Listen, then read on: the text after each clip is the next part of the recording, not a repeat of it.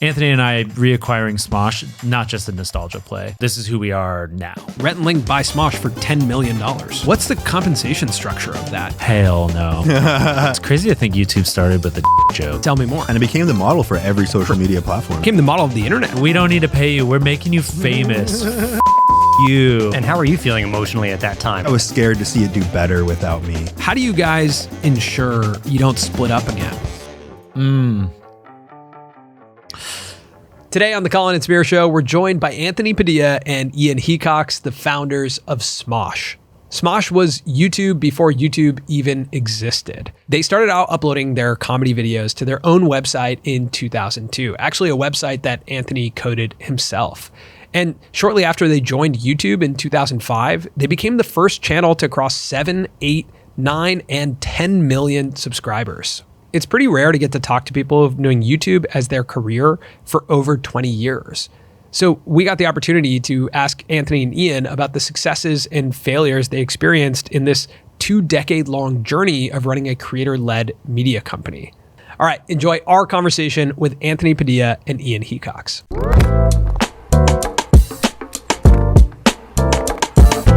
All right, cool. Anthony and Ian, welcome to the show. Thank you. Thank you. This is crazy to be here. Yeah, it's been a long time coming. I feel like we've been talking about doing this for a bit. Totally. Yeah. It's always great to have another duo. You know? Yeah. It's because we're superior to the solos. That's Exactly. true. Yeah. That is true. I don't vibe with solos. Yeah. No. Solo is a no-go. That's what we say at Smosh. Yeah. There's not many out there, you know, that can stand the test of time, you know, and I think you can look at a creative duo and recognize, like, obviously you guys had a lot of different eras of your creative partnership. Right. But like we recently had dinner with Rhett and Link, and there is something where you can sit and see eye to eye in a very different way, where you understand the complexities and the dynamics of attaching your creativity and your, even your ability to earn, your ability to express to another person. That is a totally different experience. I think what's interesting is the dynamic that just naturally kind of forms, and you have to kind of lean into that when you start doing the creative work. Yeah. Did you guys feel that you had a dynamic when you guys first started hanging out and it just kind of fell into place? Yeah, I mean, historically, it was always, one, it was like we were becoming friends on camera, because we didn't really start as friends. We didn't know each other prior to making videos together. Samir hired me to work for him. Oh. And you so- hired a friend. Well, I didn't know him. I hired a stranger. I hired a stranger. Yeah. And then we realized that we could make each other laugh on camera. And it was like, okay, like we have similar sensibilities, similar sense of humor. But then our working relationship was really that Samir would get us into any room and tell people like, yeah, we can do it. And then he'd come back to me and be like, I told these people we're going to do this thing. And I'm like, okay, I think I can help you do that. Interesting. So you're like the schmoozer and you're like the implementer. Yes. Yeah. Interesting. Yeah, I could see that. been the history of our relationship. Yeah, it's just like, hey, maybe we could do this. And then turning to Colin and being like, dude, do you think we could do this? And him being like, I don't know, but I'll figure it out. Make it happen. Yeah. And of course, there's some overlap there. Like sometimes I'm in the room pitching and many times you're implementing with me, but that was kind of where our original strengths were. Yeah. And that was for lacrosse content. That's right. Yes. Yeah. We actually, you know, we have a very similar story in that, like, we built the lacrosse network for 3 years, and then the deal we did sounds pretty similar to the deal you did with Defy. Did you sell it for no real money? Yeah, like primarily stock. Yeah, stock. Primarily stock and salaries and guaranteed salaries, right? And so like the overarching compensation package sounded really large. Yeah. But you know, at a young age, like you don't know that what does equity actually mean, you know? And what No, does you stock just assume when people tell you this is gonna be X amount in This could X change amount your of life. years. Yeah. This is gonna change everything. You're gonna not have to worry about money ever again. And you're like, okay, this sounds like a worthy investment. Yeah. And I think we saw at that time when we sold Smosh to Defy Media, like there was still the possibility of a digital media company getting acquired by a traditional media company. So it made sense. Obviously, I feel like that window closed after, you know, all the maker hoopla.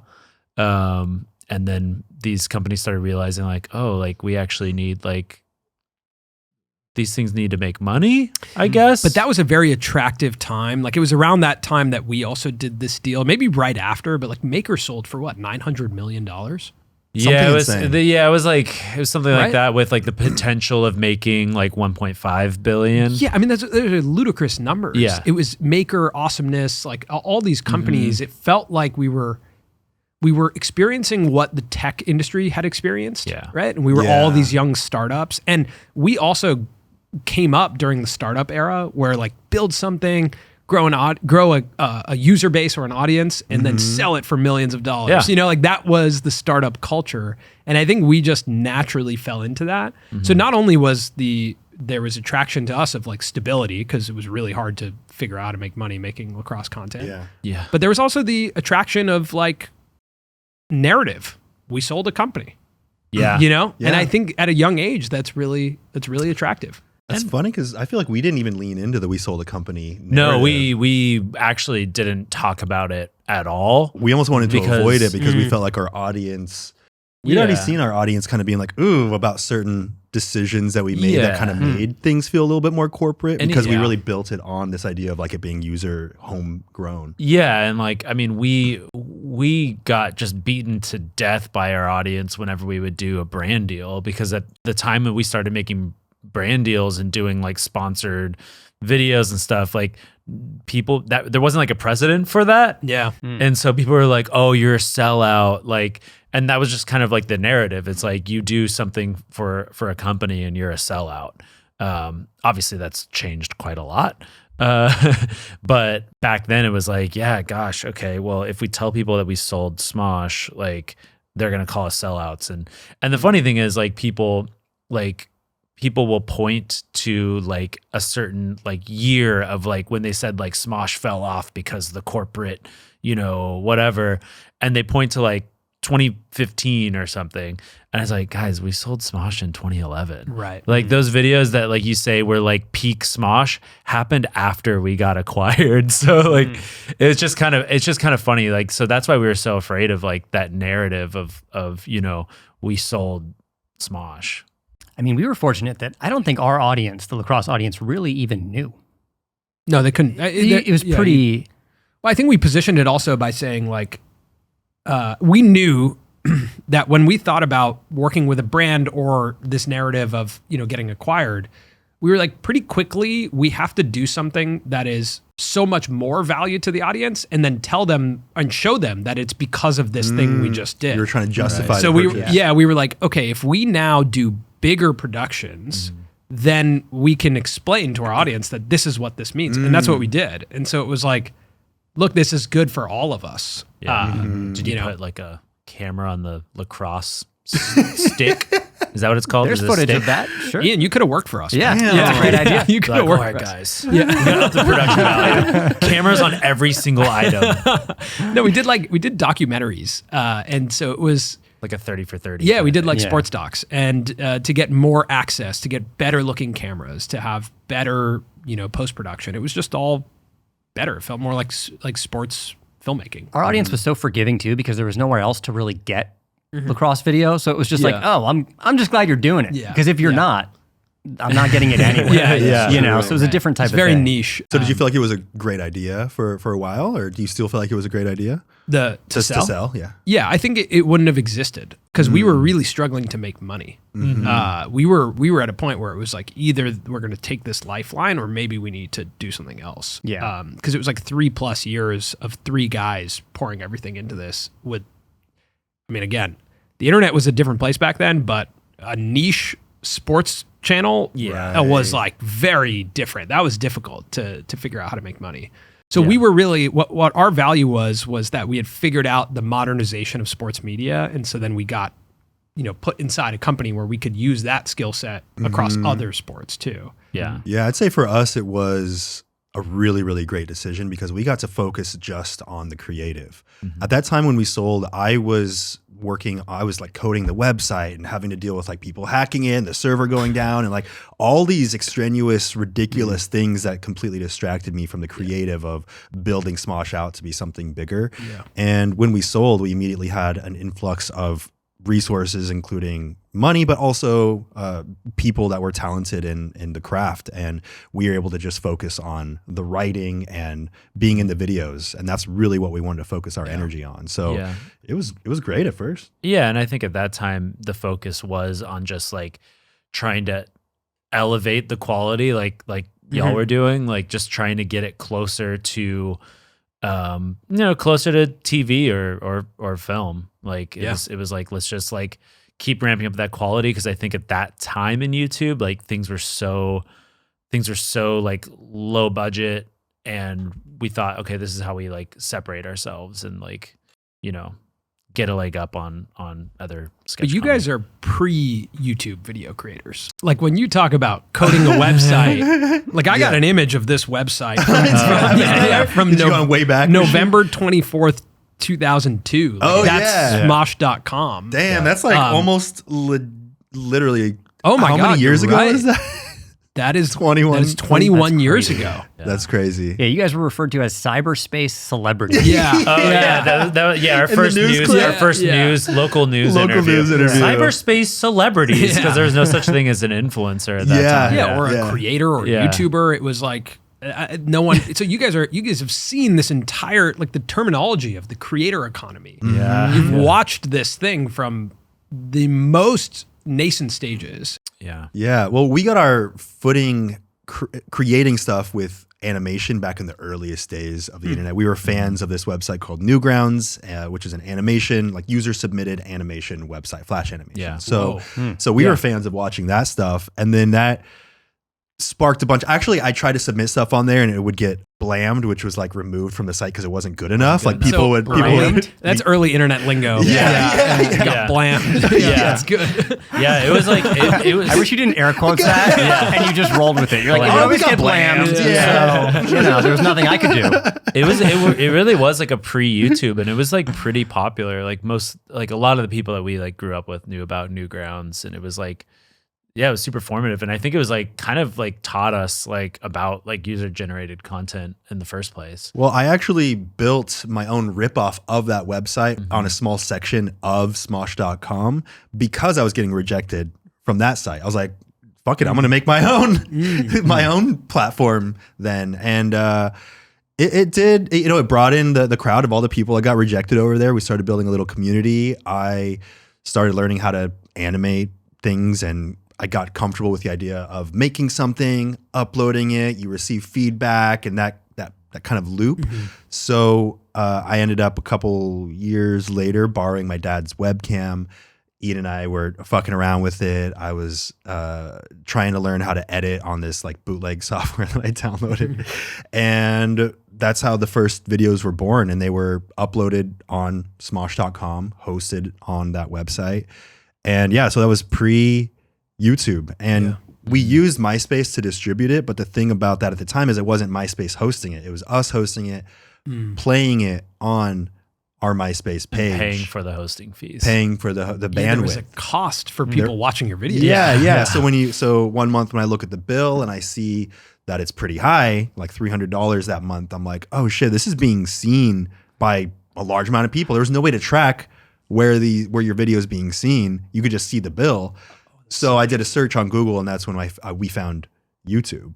What an interesting problem. Yeah, YouTube. Oh, there's too many people watching too these popular. videos. Yeah. We just can't have that. Yeah. So like really like the reason why we joined YouTube wasn't because we were like, oh, there's an audience here. It was like, oh, this is free. Like, we don't have to pay to have people watch our content. But I feel like people don't fully recognize, like, of course, whenever something becomes normal and there's like YouTube, a lot of people complain about things on YouTube. But if you really think about how revolutionary it was that they developed a model that allowed us to upload videos and not have to pay for that. Yeah, and it became the model for every social media platform that exists. It became the model of the internet. Of the entire internet. Yeah, the entire internet. That it's like you do something and then there's a share on ads. Like you actually get paid. You don't have to pay to post to this platform. Right. Yeah, for the pretty first fascinating. 2.5 years-ish of being on YouTube, they didn't have any way for you to make money. Right. You were instead paid by not having to pay for the bandwidth yourself. Yeah. Which was good enough for us at the time. And it's just so funny to like see like the other sort of video sharing platforms at that time and they were all just so janky. E-Bombs Like, World. like Yeah, I remember Meta Cafe, Yeah. and Yeah. like there's just all these other platforms, and it's like there's just something that YouTube did that was so like seamless and like unobtrusive. I I think think it was the video player. it was like the player. It Because was all like the other websites would like have like the so- WMV file just playing there, like without true. its own integrated. That's a good point. There was player. also a lot of like the file sharing, like Napster and LimeWire and Kazaa. You could download videos from that. I Yeah. would like. I remember there was like comedy videos that I would download, and there was also comedy audio, like the Was that Jerky much Boys. later though? At that point, Remember them?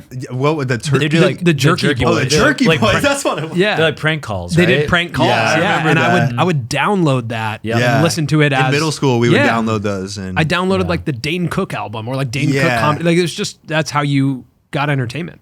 yeah, which is so strange now because there's no community attached to it.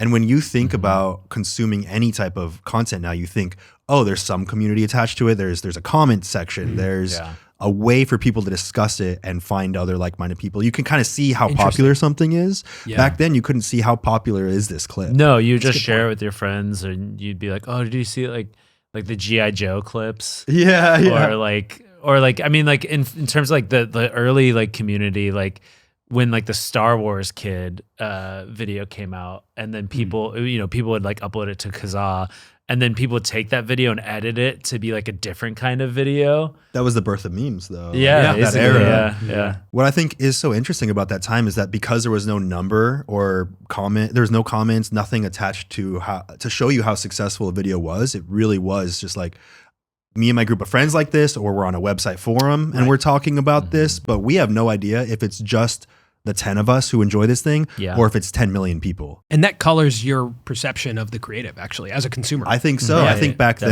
Definitely. you really were focused just on the content, but now because the number is the biggest number on screen at any given moment when Right. you're consuming any kind of content, you already have an idea going into it of, is this worth my time? Yep.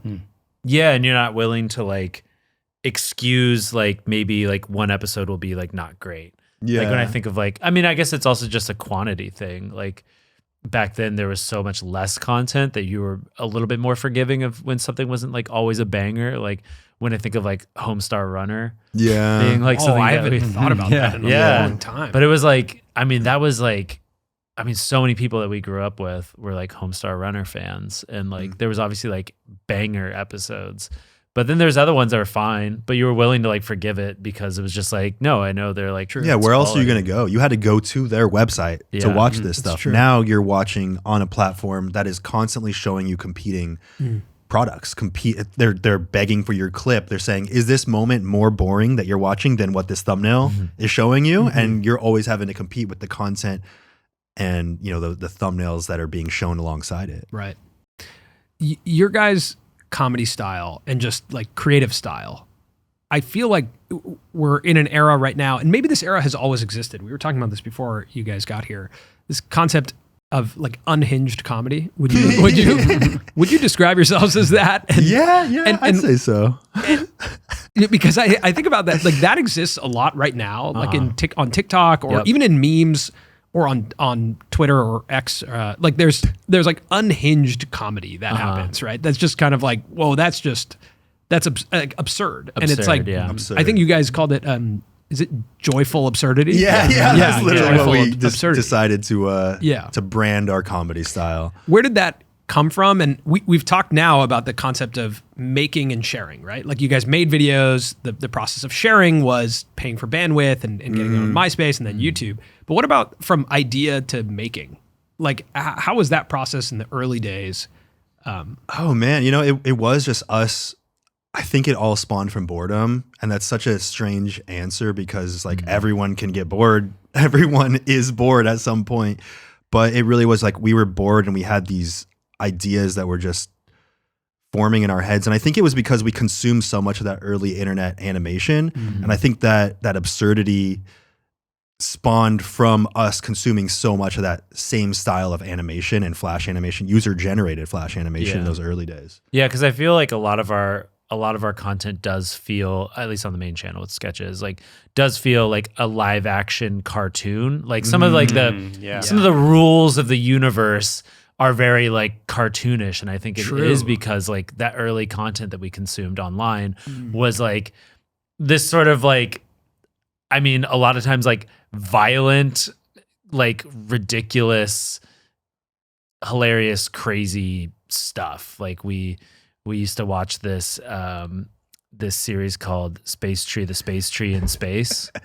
What was it called? Space Tree, the Space Tree in Space. Okay. And he was a tree that talked, and he was in Lived space. in a spaceship. Sure. It's a couple crewmates. And it was just like, Was that it on the internet or was that? Sounds was like the on- internet. yeah. that was flat. That was Newgrounds, but he had his Okay. own website that he built out Got for it. it. Yeah, but like it was like this kind of like absurd comedy. So it was like we were kind of absorbing all this like absurd cartoon comedy, and then kind of like figuring out how we can do that in live action. Do you remember like? Sorry, do you remember like My Spoon Is Too Big? Yeah. Like, Don Hertzfeldt. Yep, Yeah. and like Old Dan. Greg. Yeah. You know, like that. Yeah. I never. You weren't. An I Old wasn't Greg guy. into salad fingers. Oh wait, you're no. Old Greg. Oh, But I Wait, also, Old- but I also Old Greg? interpreted it. Yeah, I why was. did I think salad fingers? Yeah, I don't I know. thought- Old salad Greg fingers. was he would drink Bailey's from Yeah, a boot. yeah. Oh, yeah. I'm Old Greg. Yeah, We were thinking of salad Why did I fingers, think which salad was fingers? I don't know. There That was an era of like absurd, weird internet stuff. Of Yeah. like, my spoon is too big. You know, it was a Yeah. weird time. And then I remember watching that with my friends, and I don't even know what we thought was funny. yeah, why It did you was- laugh? Because I laughed. It I'm was like, why? because it was random. Like it was like the era of like random humor where it's like like around the same time. I don't know why this sticks out, but like people would always like try to give us suggestions and for videos. And strangely, like a common suggestion we would get is, you should go to the mall and scream waffle.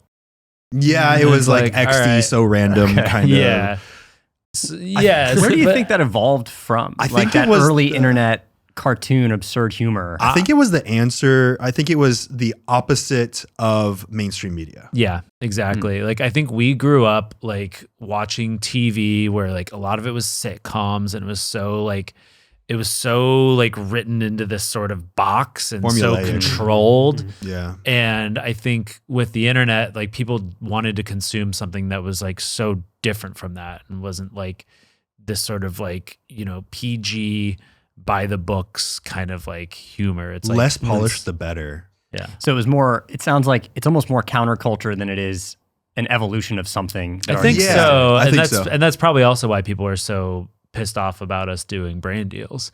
Because they're like, how dare you bring in this mainstream To my counterculture. Yeah. That makes Sure. sense. I mean, that's like a band starting to, you know, blow up and play bigger and bigger shows and be in like a commercial or something. You were like, oh, okay, I'm done. Like I was Yeah, at their yeah. shows when it was just like 12 people moshing. Yeah. And Or you're like, even, oh, it was yeah. about the art before, Yeah. but now it's Yeah. about Yeah. the money. even like the evolution of skateboarding, I feel like went through that as well. That's Of like, true. oh, people just do it for the love of it. And then as money came in, it was like, well, that's not pure. Yeah. That's not why we do this. That's part of what killed the mainstream skateboarding scene, I guess. Yeah. Yeah. Yeah, the concept that you guys just brought up of like the bending the rules of reality being like a cartoonish storytelling device, I think is really interesting. Your most popular video on YouTube is the Beef and Go video. Yeah, but that's not because of the content. Oh, it's not. No, it's because of what the thumbnile was when it was first uploaded. What was the- Oh, I've seen this. Yeah. Yeah. Well, at that so at that time you couldn't choose a thumbnail. Okay. Because it would just be the center Oh, frame. was it the Britney Spears? Yeah. Got it. It was Yeah. a censored shot Understood. of a crotch. Yes. Sure. Yeah. So- And that also was not our intention. Like I think back in the day, like Philly D would flash an image in the middle of the video to to get choose the as the thumbnail. thumbnail. Yeah. And we were against that because it's like we don't want to like show this like random frame or whatever. Like Yeah. we didn't want to do it. Yeah. But the Britney Spears thing was an honest accident. Like that was in the video. It was something we were referencing, and it just so happened to be in the middle. Yeah. So yeah, I think soon we're gonna pass that video with our Assassin's Creed music video. That one is popular because of the content. Got it. Yeah. So I think But Beef and Go, just to come back to that. Sure. Okay. Is totally right up my like high school humor. You know, like it just when I watch it, I'm like, these are the types of videos that we would show to our friends. Like we'd make, you know, we made parody infomercials. Me and my Yeah, friends yeah. growing Yeah. up, we did it. We just thought it was really funny to come up with random products and make a parody infomercial. Was it because there were so many of those that we saw on TV? And Maybe. we're like, what if they were just like a think fucked so. up version of Yeah, it? maybe it is that. That's like we grew up watching, like if you were homesick from school, Yeah. Yeah. you know, you had like Montel on, or like what was it, Jerry Springer, Yeah, and like all yeah, those, yeah. and Price is Right, and Judge Judy, all that yeah. stuff. The commercials for that was all infomercials at the Yeah. time, so maybe that was why it was funny to go like, well, what if this was really unhinged? I think you couldn't help but be like, this is so stupid. Like the black and white, like, Yeah. are you blah blah blah? Right. It's like Yeah. no one is fumbling like that with Yeah. that hose. Yeah. Right. In real life, Yeah. you It's know, funny not you that said hard. hose, because I remember my dad buying like one of the hose wrapper things yeah, from, sure, yeah. from an infomercial, and I Yeah. was like, oh man, this is a weird time. Yeah. And I think a lot of the style of our early videos, and I guess our main channel now, because we went back to do more sketches. It's really about the cadence and the flow, and it's about like the long pauses and then something really big and loud and crazy happening. And I think that really is rooted in those early days of animation, where there'd be like the long pause of like 10 seconds of nothing happening, and then all of a sudden like airplane crash, boom, explosion, atomic bomb, like all these huge moments, kind of like. Was there any connection to like I remember the most unhinged stuff on TV at the time was kind of like Celebrity Deathmatch on MTV. yeah. There was that, which was South Beavis Park. and Butthead, Yeah. South Yeah. Park. Yeah. There was some stuff that kind of resembled it. At We least were was definitely influenced by a lot of that Park. stuff. Okay, South Park got it. especially. Yeah. interesting. To go back to like the humor and like, you know, where we were and like where we are now, I think like Anthony and I, when we were talking about, you know, when we were thinking about him coming back and then us acquiring Smosh again, we talked about the humor and like how it seems like this style of humor has made a return. Because like towards the end of Anthony being at Smosh the first time, when he left in 2017, I was feeling like a little burnt out on the style of humor. Like it didn't seem to be clicking the same way. Like Food Battle, that was an annual series that was like we started in 2006 with this like super ridiculous, over the top humor, was feeling just like out of place. But like nowadays, like it feels like that humor is kind of like made a return. Like it's almost this kind of like cyclical thing. Like I remember getting tagged in some like popular TikToks that people had made, and like the comments were like, "This is a Smosh video," and I was like watching. I was like, "Yeah, I guess it is." Like, you know, not to take credit for their work, but it's like the same style of humor. So like when Anthony and I started talking about making videos again, making sketch comedy again, it was like, yeah, I feel like now is the time for that. How much do you guys take performance into account? Because there's like the creative excitement of making the sketch, but it has been, that era was like left behind by YouTube for a long time. And even you saying people are tagging you on TikTok, Yeah. like that's potentially the new home for this type of humor in a shorter amount of time. But yet you guys are doing it on YouTube. How much does performance of the sketch impact you now? Oh, like in terms of how well it performs? Yeah, like how much does that play into Yeah. the equation? Because like obviously, like in the beginning, it's just we like making this. Yeah. That's it. I think, well, we wanted to make sure that we could actually afford to make sketch comedy again. Yeah. So because we knew like making, you know, a 4-minute long video isn't going to get us the kind of ad revenue that we need to support a sketch comedy channel. So we were very clear with our viewers, like, hey, like we're bringing this back, but in order for it to succeed, it needs to be member supported. And in order, you know, by having it be member supported, we could be a little bit more free with the kind of content we're making, and like less worried about like we have to make this as like PG as possible. It allows us to focus on the content itself rather than looking at the number first. You know, it is a little bit more about how satisfying is this for the person that is a fan and wants to consume this kind of content. Of course, you have to kind of consider performance as well, because you can't just make something only for your audience. You know, your videos you would not be able to sustain even with a very strong member supported back end. So for me, it's really about having a little bit of that balance of creating it just for the people who are fans of this stuff, while also trying to do little things within the video to draw in a new audience. Yeah. At the same time. Yeah. One of our first goals when we came back was, let's show the audience that this is what they remember.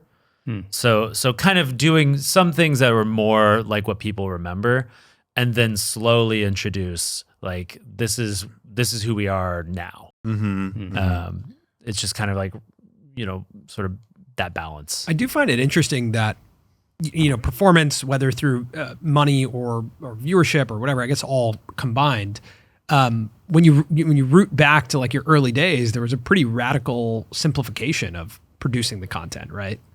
Meaning like it was just you guys shooting those sketches. Oh, right. Like it's interesting as we grow as creatives and media companies, you add a lot more to the equation, which then creates a whole new dynamic of coming up with a creative idea. For sure. Right? But Like when you have also staff and rent and revenue, like money becomes a creative partner in your decision making. That's true. Yeah, when we first got started, we were just living at home with each of our parents, and money wasn't really an issue. We got to just focus strictly on the content itself. But yeah, as you grow, you want to be able to make more stuff. You want to be able to make better stuff. You start having bills to pay and people that rely on you, their livelihood. We have over 30 employees over at Smosh, so that's something you have to take into account too. You can't just make stuff that doesn't perform, that's just for you and a very small group of people. You have to always find a way to draw new audiences, because if you're not drawing in a new audience, then the audience that you have is slowly drying up. You have to always bring in a new audience, and that's just the way that YouTube works. Yeah. Unfortunately, we have 4 different channels that are, on their own sort of objectives. So it's not fully dependent on us to kill it every single upload on the main channel in order for the business to survive. Yeah, it allows us to be more experimental with the sketches, because we have the other channels to lean on. There was this thing that happened for us when our company got acquired, where we went from coming up with ideas in settings like, I don't know, sitting at a coffee shop or just talking to each other, to then coming up with ideas in a conference room. Yeah. And I'm curious if you can talk about, because I after 3 years there, I remember thinking to myself, I wrote down this term, conference room creative. And I was like, I don't want to be a conference room creative. Yeah. Well, we write the sketches at our houses. Got it. Yeah. And so we also realize like the vibe is just not the same in a like sometimes we'll have to do some writing sessions like at the studio, but we really try to block out like a whole day that we can just like hang out at one of our places and just kind of take the time that we need to talk creative. When it comes to like the other channels, that is all done in the, Of course. I don't want to vilify that process. Right, Like I don't think that's because today you're here in our studio, we got a conference room upstairs, we sit in there and come up with ideas. Sure, like it's not, I don't want to vilify it, but I think there's a concept to what I mean by conference room creative is like sometimes you sit in there and you're like, okay, we have this brand opportunity or this revenue opportunity.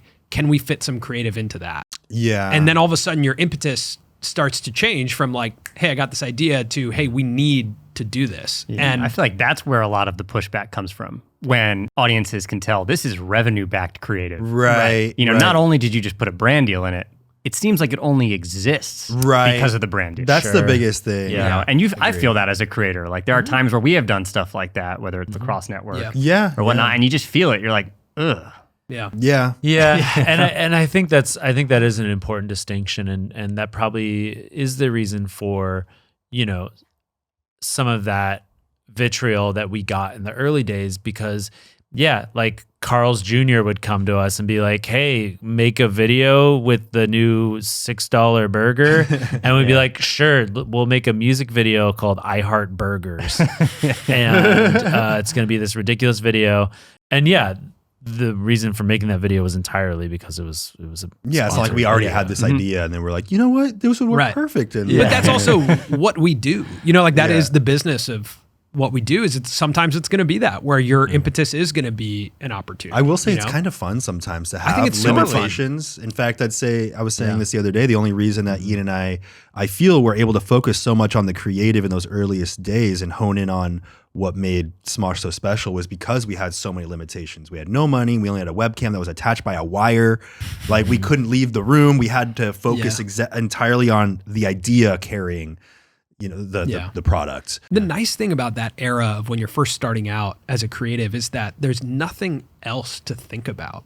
Yeah. You know, like stress and comedy don't really mix. yeah, it's true. And as you grow a business, like with 30 employees, like all of a sudden you go from being comedic to being in like a Zoom call with your lawyer, you know? Yeah. And it's that context switching is really hard. And I think you could tell as a viewer too when someone is stressed while they're trying to make comedy. Yeah. Yeah. Like, did you guys experience that? As I'm sure you have, obviously, in your 20-year career. But like, stress and comedy, just how do you do that when you have to context switch? Compartmentalization.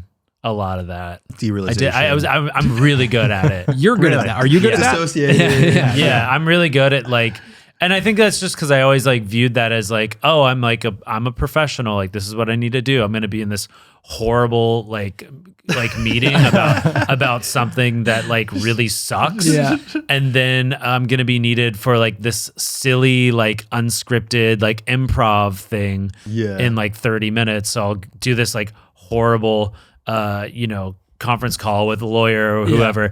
And then I'm like, hey, everybody, let's do this thing. And it's like, is it healthy? No. But does it keep things going? Yeah. Because if I show up on camera and it's clear that it like, because the viewers aren't stupid. Like if they see it on your face, they're like, there's something going on. I try my best, but I feel like even when I go in and I try to do that, I can feel it. I feel like I have other things on my mind. I feel like the audience, they can sense it without knowing, like they can't put a word on what it is, but something's off. Yeah, you can tell. I think I can't hide it. Presence gets much harder over time in this career. Yeah, it's a really interesting challenge. I'm actually in improv class now to work on my presence. Because I find that in the early days, like I think about us making videos, it was just like the whole day was around just making that video. And it's pretty uncommon now for an entire day to just be around making a video. Now you're like structuring it so you're like, we get the whole month's worth of shoots done in a week or something. A lot of people will do that because then they have the other time carved out for the creative or giving themselves an opportunity to get bored so that they can have the creative ideas just spark naturally. But it's hard when it's so segmented. Get bored is so interesting. That's so impossible now. Yeah. I find that to be impossible. There's like a trend on TikTok right now, with it. which is so ironic and it's like it's almost comical, but it's called a no phone walk. But the hilarious thing is people are filming themselves do it. And I'm like, oh, guys, this concept doesn't make sense. If you're filming yourself on the no phone walk with your phone, it doesn't make sense. But that is like a thing that's going around. It's like, try this out, guys. It's called a no phone walk. Go on a walk without your phone. And I was like, oh my God, there's that's gonna be crazy. So many of those counterculture type That's trends. counterculture now. Well, give it like a year, and there's going to be like a no phone walk guru. These influencers are gonna be paying this guy like $200 a walk. Like, this is so amazing. Like we do this thing where we talk to each other. It's wild. Meadow really showed me the world. Meadow is so his name. Oh, 1,000,000%. That's really good. How did the like scripting, writing, because like I actually don't know how sketch comedy comes together. It all feels very easeful and seamless. No matter if it's like Smosh today or Smosh from back then, it still feels like very like there's like ease to it. But I imagine that it's the intricacies of a 4-minute sketch is like they kind of have to be fully mapped out prior to filming. Oh yeah, for sure. Yeah, what is that like? And when you're making original music or there's a lot that goes into that. Yeah. I mean, in terms of the process, is that? Yeah, I would say like, well, there's multiple stages. So there's like the writing stage. So I'd say that we need like a day to write a sketch, sometimes like a day and a half. Yeah. And then it goes into pre-production. So then I have to get together. I get together with a few people and talk shot list. So we figure out like, oh, where we're going to shoot this. Do we need 2 cameras? Like, what are the angles? What are the rooms we need? Then we go to pre-production with our crew and talk. Art comes to the table and they say like, okay, so you said you need a tree. What does that mean? Like, is it like a small tree, big tree? And we just go through the whole script. That's probably like an hour long. Well, I mean, like we go through all videos. So that's probably like a 15-minute conversation. Then Art goes off to do their magic. And then there's a second pre-pro to just kind of like check up on everything. And then there's the shoot day. So there's sometimes a load-in day for a crew. And then we shoot for 10 hours and then it goes into post. Is that how your mind kind of works? Like, are you the producer mindset? Hell no. No, you're not. No. But he does handle a lot more of the pre-production with approving the looks and ideas for kind of what we were thinking while writing. Yeah. I try to, because Anthony's got like a whole different channel that he's also working on. So I'm trying to handle like more, generally like trying to handle more of like the shot listing. But I got my hands deep in post-production because that's when we first started making the videos. Ian was handling a little bit more of pre-production. I was handling more post, and we kind of just fell into that naturally again because I'm obsessed with editing and I love it. I was an editor on all the Smosh videos myself for like 10 years or something. And I hate editing. So because I did it for so long myself, I feel like I have a grasp of how to communicate ideas in that sense. So he's more pre-production, I'm more post-production. But then even for the video writing process itself, that feels a lot more 50-50 between us. And it's like we have an idea, then we'll kind of shoot out ideas and outline it, and then we'll start to kind of structure beginning, middle, and end. And then once we figure out the ending, if there's like a twist, then we go back and we seed it throughout. And I kind of view the outlining process as like having all these little bullet points that can be rearranged in any order and seeding in ideas and the punchlines. And like, to me, there's a rhythm to it. It almost feels, especially because the length of a sketch is similar to a length of a song. I like to look at it in terms of like the rhythm and the flow as if it almost is a song in some sense, especially if there's going to be a really big moment. You want the calm before that moment, to contrast, for example. It is all about like the contrast between different moments. And sometimes like if we have like a good idea for like an ending, but like maybe like 3/4 of the way through, there's like, we're not really sure. Maybe we'll throw like a placeholder in there and go like, we could probably come up with something better, but like, let's just put it in there for now just to like get an idea of it and then punch it up later. Yeah, we've learned not to dwell on one little tiny detail for too long, because usually you put it off for a day, you come back and you have a completely different point of view and you could work on that segment. So it's like knock out all the things that we are feeling creatively inclined to at this moment and then come back and pick up all those little pieces. So over the past, like I guess 2 decades, how did this process evolve through things that you learned at Defy? And some of it, how you're describing, actually reminds me a lot of Rhett and Link and Mythical. Or was it all like, is this just a more amplified version of what you guys did when you first started, or was it learned through these infrastructures that you were a part of? I think just like different pieces were picked up along the way because, the way that we started making sketches was wildly inefficient. Because we were just 2 guys and like we didn't have like a specific like cadence of upload, so we were like, let's go to Denny's. Like, I'm kind of stuck on this part of the video. Do you want to go to Denny's? And we'd be in the middle of shooting it and then take a break, you know? And it was just like so inefficient. And then when we got a producer, that definitely kind of helped like, structure things a little bit better, start taking it a little more seriously. And I mean, I think some of our production process is similar to Rhett and Link's, because when Rhett and Link acquired Smosh after the Defy collapse, they did give a lot of insight on their production schedule and like the way that they block shoots and so the block shooting I think definitely came from there. Yeah, they've developed like a real modern studio there. Yeah. And I feel like there's not that many roadmaps. You guys are one of the few that from that early of I mean, you were one of the first YouTube channels, right? Within the first 9 months of YouTube existing. Sure, yeah. Yeah, we created the channel in November, and I think the first video was it April at the or zoo, something like something at the zoo. Yeah. What was Me at that the for? Zoo. Me at the zoo. Yeah, Yeah. that was May of that year. Wow. That's crazy. So 6 months later, It's crazy to think YouTube started with a dick joke. It was. Wait, Tell me more. I didn't. What was it? Oh, because like the thing that he says, like the thing that Jawed, is that his name? Yeah. Javed. We Javed. Oh, yeah, we said it. Yeah. Yeah, There you incorrectly in a video one Thank time. you. Oh, and you Got got roasted. Guys, Yeah. We got roasted. he's like pointing at an elephant. He's like, you see, the thing about elephants is they got really, really long trunks. I didn't even get that was a Interesting. joke. Yeah, I didn't I just thought he was. I think his you know- delivery is so dry. that you I didn't know it was a It's joke. like, it's hard to- He's an engineer.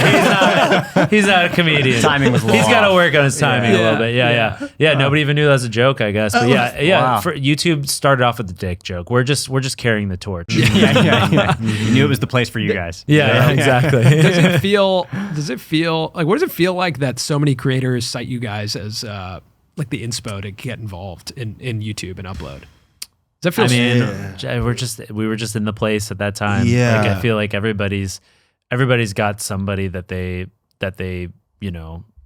first saw. And, Yeah. I don't know. I mean, it's cool. It's cool to know that all of our experimentation resulted in some people being inspired or picking up on certain things that we did and refining it for their own process. But yeah, I mean, for us, it was so insular. We weren't thinking about the impact or the way that it would affect anything. We were just so in our little box of let's create a fun thing, and then it was just that over and over and over again. Because I know we talked about this at the beginning of the show, but I actually think as I learned more about your guys' Defy deal, that it was probably used as a comp in our deal. Really? Yeah, How so? I just think that like there weren't many comps to selling a YouTube channel, Right. Yeah. And I would assume that when our company was bought, our channel was bought, they were like, well, what did that Smosh deal look like? Interesting. Yeah. Yeah. And I actually assume that it was probably somewhat based on that. And so I think like I'm fascinated by the people who have laid so much groundwork for the creator economy. Well, Matt Pat told me that in selling game theory and those series of channels, they looked at the Defy deal. Of course. That we did. Yeah. Like, don't do that. Whatever that is, don't do that. Here's all the Yeah. do-nots. Yeah. I mean, it's changed so much because with MatPat, that's like a VC firm, right? Yeah. I think so, yeah.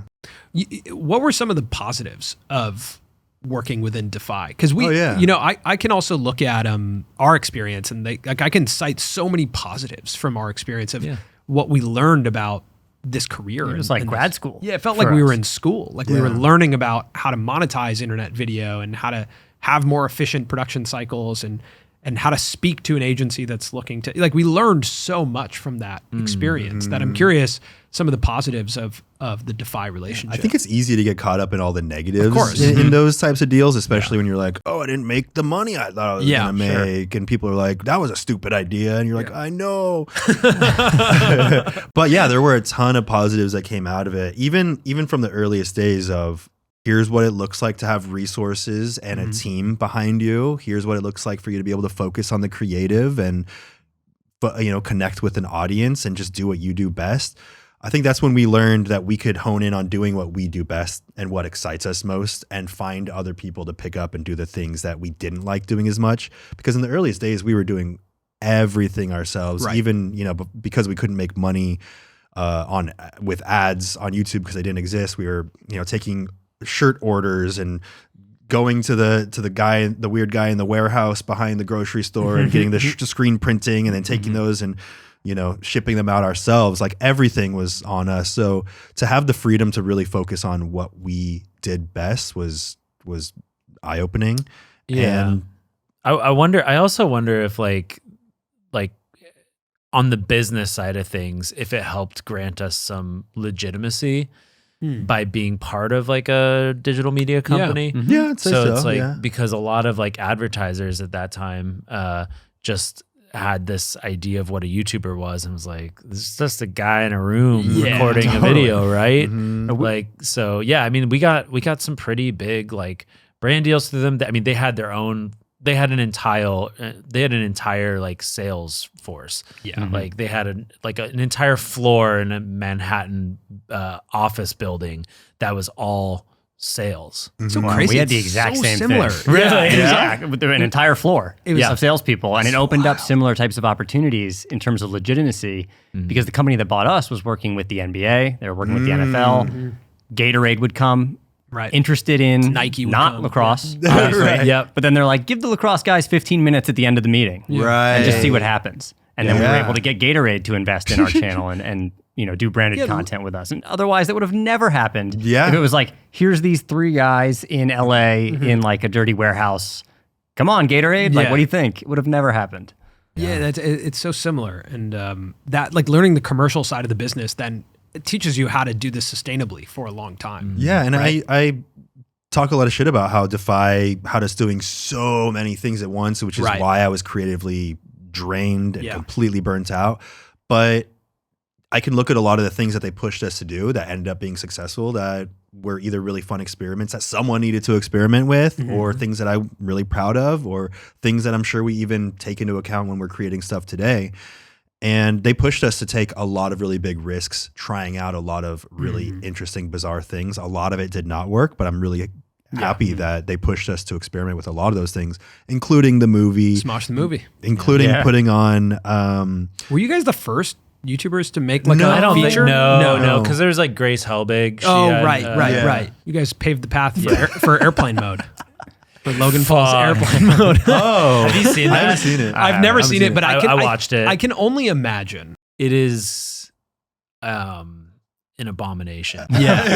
It is. I think the is- whole like coming from Smosh the movie creator. the whole Yeah. movie industry had to take like a beat after that one, and be like, okay, we should take a pause real Well, quick. and I think that movie like sat on the shelves for like It a did. couple years, so it was like really like out of date. It was really out of date. It came out in like 2016 or something, Yeah, and yeah. it was shot in like 2014. Yeah, Damn. but yeah, I remember you guys being like very early to doing some of those things and making, at least for us at that time, recognizing like, oh, YouTube's a path to Yeah. Yeah. this. It's a path to Hollywood, and that was there was like hard ways to understand what it was. What was this that if you got popular on YouTube or got good at making YouTube videos, what did that mean? What was next? Right. Yeah. There was like, Lily Singh was a roadmap at a time, and like you guys making the movie, I think was like, oh, so you can make a movie? Yeah. Right. Yeah. Well, there were other creators that had opportunities pretty early in YouTube. I mean, Lonely Island were already kind of doing stuff, but I mean, Bratz and Beretta, they got a TV pilot in like I don't remember. 2007 or something. Epic like that. Mealtime too. Didn't they have Yeah. a TV show? But They that was may later. have, yeah. That was a little later. Yeah. But we saw that a lot of these people that got these Brookers, do you remember that name? No. Okay, so that's like super duper early. Like she got like a development deal with like Jimmy Kimmel? Carson. Carson? What's his full name? Daily? Yeah, Carson Daly. Oh, it's yeah. Carson Daly. You're right. Yeah. You're right. TRL. She Come got, on. she got like a development deal with him. So there's all these people that like they got this sort of like early stuff where like the traditional media was like, what is this YouTube thing? But the problem was like they would like leave YouTube for a moment to try to like develop this thing, or there's even like I think there's a couple people that left for like Mad TV, and they would like leave their YouTube channel to do this traditional media Right. thing, and then if they were to come back, like the audience was kind of like gone. Also, the landscape was evolving so quickly that when you took 6 months away at that time, you'd come back to a completely different world on YouTube. Yeah. So Right. we saw all that stuff and we're like, okay, if we're going to do anything that's like traditional, if we're ever going to go into that area, we have to still maintain the core, which is the YouTube channel. Right. But those are hard. It's hard to scale your creative. Like, I think that's one of the hardest things to do. And conceptually, Yeah. someone with a business hat on is like, okay, great. Let's take Smosh and let's make it all these different things. Yeah. But there's a DNA to that that's actually just you guys sitting in a house coming up with ideas. Yep. And I'm curious if we could talk a bit about scaling your creative voice, because we're at a point in the creator economy where people are doing that. They're building companies of hundreds of people and attempting to scale something. Yeah. What are the trade-offs when you go from this thing to, hey, can we do a movie and a book, and can we launch more channels, and can we get other creators on this channel to represent Smosh? Yeah, I think the biggest thing is being able to identify the people, because there's going to be a team that helps you accomplish this, or else you're going to completely abandon the thing that got you footing in the first place, which is dangerous. So we, when we started thinking about doing things like the movie and all these other big projects, we would hire or have people brought in to help us develop these things. I'd say I wish that I would have spent a little bit more time vetting and making sure that we had the same tone of voice and all these things, but we were so busy doing the weekly sketches that we almost couldn't. We just had to have other people come in and be like, this is the person you're working with. This is the person you're working with. So I think the biggest thing is really taking the time at the front to make sure that the people that you bring in completely understand your voice and can help guide a new project in a similar path that you would. And then at that point, you have to completely be hands off and let them take it once you can confirm that they can handle that. Because for me back in the day, and the reason that I felt so split with my time that it completely destroyed me was because, we didn't have the time to make sure that the people that we started working with completely understood our voice. So by the time we were kind of deep in the process, I'd be like, oh, this isn't right. And then I'd be trying to do all this stuff while still doing this and then having this side project too. And it was like I was constantly trying to keep this house of cards built while at any moment a card was about to fall, and I was kind of just like juggling everything. So, as you start to scale up, it's about finding the right people and then allowing them to do their thing. Did your guys' relationship with the Smosh brand sort of evolve at different rates post-acquisition? Because I feel like it's a interesting thing. The moment your channel and your brand is acquired, it's actually somewhat of a declaration that maybe I won't be there one day. I was in denial that they had that kind of freedom now. Like they could make that choice if they wanted. I was in denial that was even a possibility. Yeah, I mean, I kind of always felt like we were going to be a part of it, and that was the plan. To kind of, if you were to look at Smosh as like the Saturday Night Live of the internet, Lorne Michaels is still the head of Saturday Night Live, almost 50 years later, and so why couldn't we be the Lorne Michaels of Smosh? But yeah, I mean, I think our relationship to Smosh did definitely change. Like it was different, like towards the end of you being at Smosh, obviously. Yeah. But yeah, I think for him, he was like, I need to be involved in everything, and like I need to like, we had this like mobile game that he was like very into and like testing and like making sure it was good. And I was like just focused on the sketches. I felt like every single thing that we put out had to be something that I was really proud of, that our audience would feel like still had that homegrown flavor to it, that still felt like it was something that we would put our stamp of approval on. I never wanted to put out something that felt like it was made by someone else. So yeah, I mean, as all these other projects, he's got it, I'm good. As all these other projects started being presented to us, I mean, it kind of felt like we couldn't say no, especially if they had some kind of funding set up for it or some kind of sponsor set up for it. So I would just kind of be put in this position where I'd have to say yes, or I wouldn't even be given the opportunity to say no. And then I would have this new project to work on that I was giving all of myself to. So yeah, I mean, that really started to burn me out, while Ian kept a distance from, I mean, he still was involved. Yeah. I might have to beg him to be like, please look at this thing. Is it good? Like, okay. He's like, God, this other thing, man, we're doing so many things. I've turned to a lot of people to ask advice around this, actually, around as you grow a platform and a brand in this space, similar to actors as well, you get diversification opportunities, and your mind goes like, we should diversify, because that's what you hear that feels like the right thing to do. Also, these opportunities are exciting. And I've recognized in our own, attempts, successful and unsuccessful, at diversifying, launching new projects, that there's kind of two decisions, or like two paths you can go. One is like radically simplifying and say, we make a great show. That's what we do. We make a show, right? That's it. That's it. That's a thing. And that has worked in a lot of different places. Like you even look at podcasting, and I think about a great comp is like call her daddy. Alex Cooper made a great show. That show then had a really big outcome in a $60 million deal with Spotify, right? And that she just made that show. Now she's starting to do a few different things, but they're still connected to the show, going on tour and doing the show in front of people. But she's making the show. And you can either make the show or you can expand out and make all these other properties and take the audience and say, well, what if I create a buffet of offerings for this audience, right? And I've asked advice to people around like, how do you know which one you should do? And I've gotten two really good pieces of advice. One was that you cannot do it unless you have someone you trust with such depth. That's typically sometimes like a family member or someone so close to you that will never cross you or will never, just kind of go against whatever you're trying to do.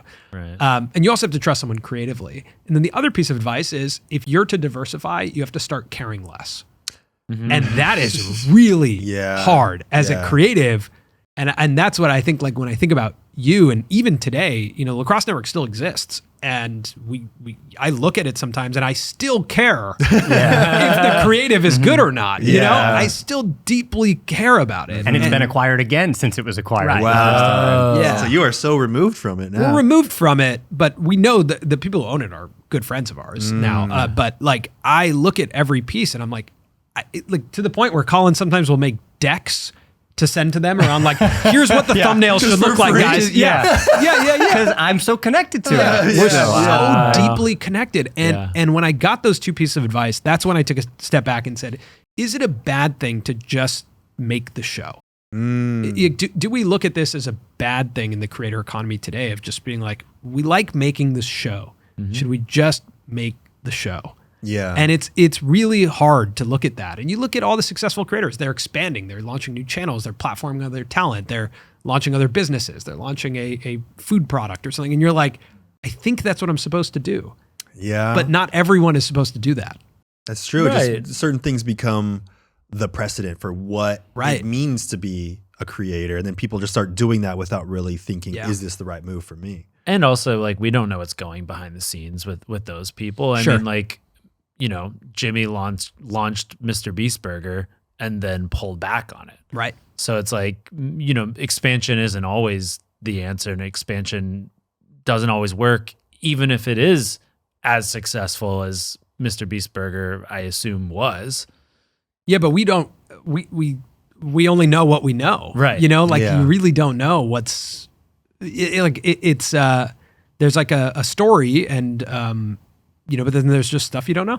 Yeah. Just have no idea. Also, maybe working sometimes is finding out it doesn't work. Like I find often for us, it's like, I have to do that thing. If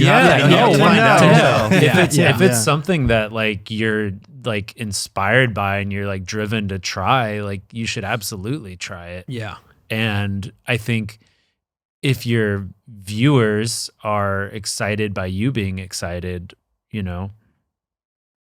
why not give it a shot? I think there's a lot of value to trying out things and being okay with it failing.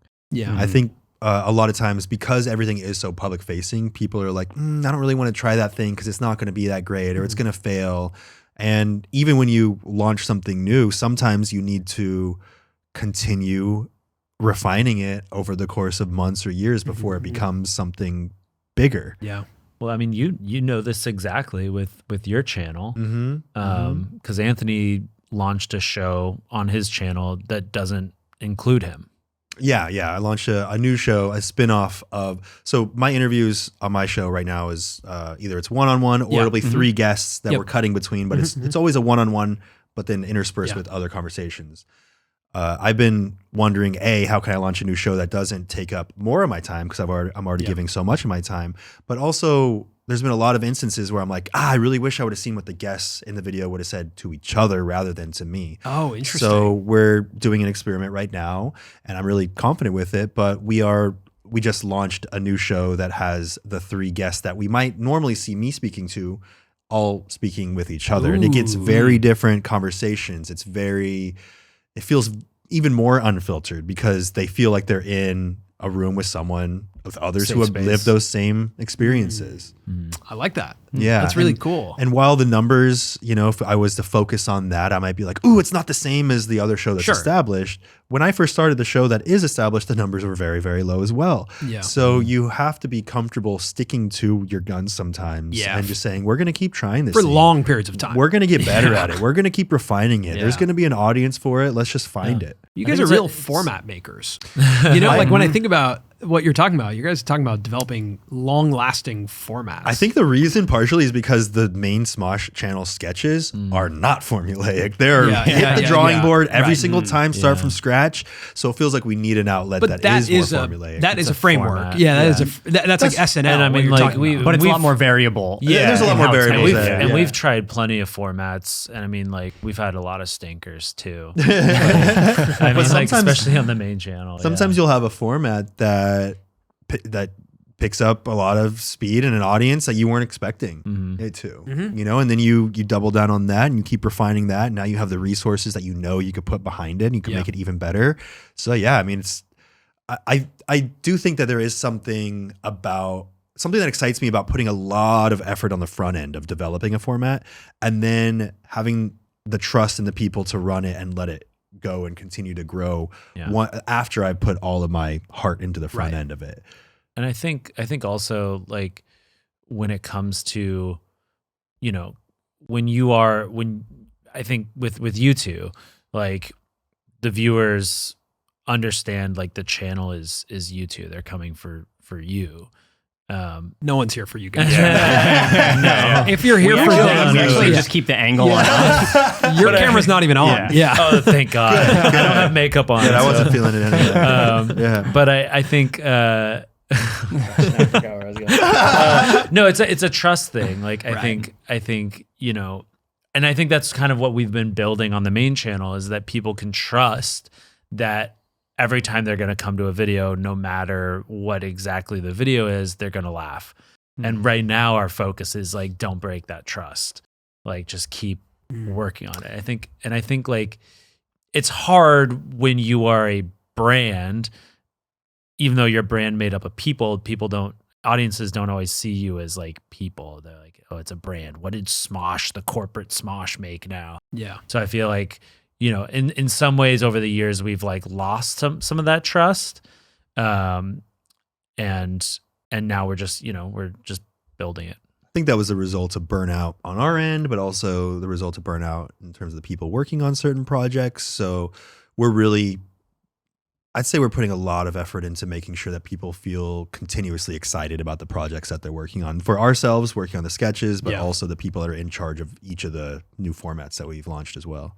Yeah, I want to ask you about, like, platforming new talent or shining a light on other talent underneath the Smosh brand. The Lorne Michaels comp is really interesting, and, like, the concept that Lorne Michaels is a curator. Right? Yeah, He's yeah. a curator of talent and he's a tastemaker. Like, he has a taste, and he's showing you a show that is his taste. And people respect that. And They people say, respect that, I yeah. will come here. If you say this person's worth my time, Right. I'm going to give him my give him a time shot. and see. Yeah. And I'm very intrigued by that and how you've implemented that, of, like, establishing your taste and your curation to the talent that you bring on to Smosh, and the concept that Smosh can exist even if you guys are not on camera anymore. Right. Yeah, and I think what's interesting about that is that this was an idea that Ian and I had early on, the Lorne Michaels comparison of bringing in new talent, having a place where it wasn't all on our shoulders. We knew that we were going to need support eventually if we were going to have any longevity in this space. Yeah, we didn't think we were going to be on camera,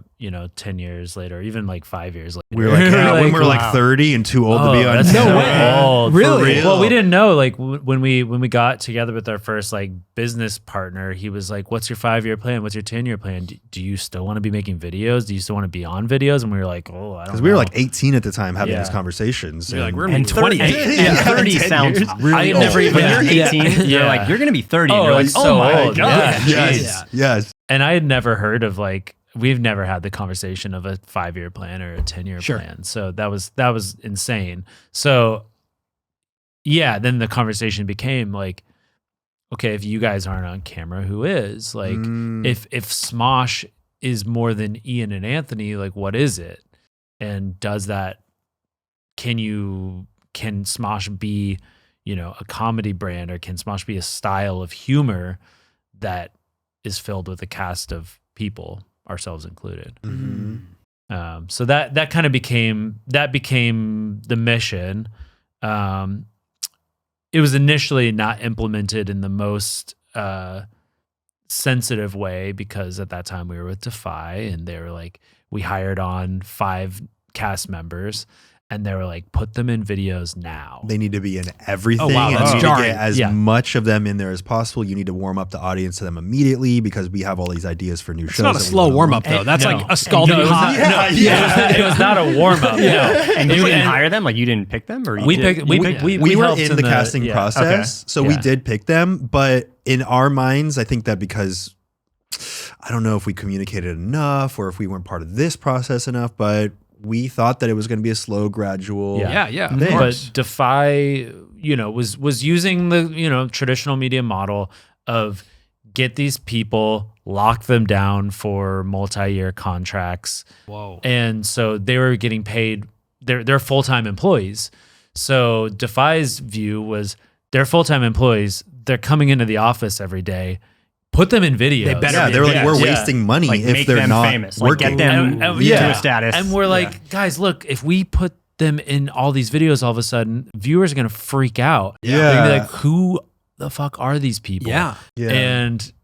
And they did. Yeah, rightfully. They were like, Yeah. who are these people? It's like pouring boiling hot water on someone. It's like being throwing like, it into our audience's face. yeah. Here you go. Yeah. So there was there's definitely like viewer attrition during that time, and Yeah. like people are pissed off, and pointing like, oh, this is like when Smosh started like failing or whatever, because the new people, which is funny because like we still get those comments of like referring to the original cast as like the new guys, even though they've been with us for like 8 years now. So those people are still those same people. Yes. A lot of them, That's pretty much all of amazing. them. Yeah. So it did pan out. It did pan out, But it No, needed to be a did. slow, It was gradual thing, and the audience needed to slowly and gradually get accustomed to them. And we found places, you found places where the new cast can shine in their own right and host their own shows and do things that only they can do. And now they each have their own fan bases that love everything that they're in and that they host. And it was always our plan to get it here, but it just happened in a completely different way. Yeah, it did not happen at the speed that you we had the wanted it to happen. sensibility of how it could happen, which is over a period of time. Yeah, we want to be sensitive to what our audience expected, and we wanted to show them, hey, we're curating a group of new people that you're going to really enjoy. We really enjoy them, and they're very entertaining, but they didn't have that trust in us yet. This is a nuanced question, but how do you incentivize talent like that? I think about that a lot. To like be there, to put their best foot forward, to put time into it. Even just to like, what's the compensation structure of that? Is it like you're an employee, or is it like your talent and you know what I mean? Like I think in these modern media companies, I look at this a lot. Like there's talent that gets platformed, and then they grow an audience of their own, and then all of a sudden they have opportunities as well. Like how do you deal with that dynamic of you're going to come into our organization, we're going to introduce you to this audience, you're going to, if you're good, you're going to do great work, and that's also going to put you in a position of leverage. Yeah. Right? I think that like we've always tried to be as fair with our talent, and there were other companies we knew of that were very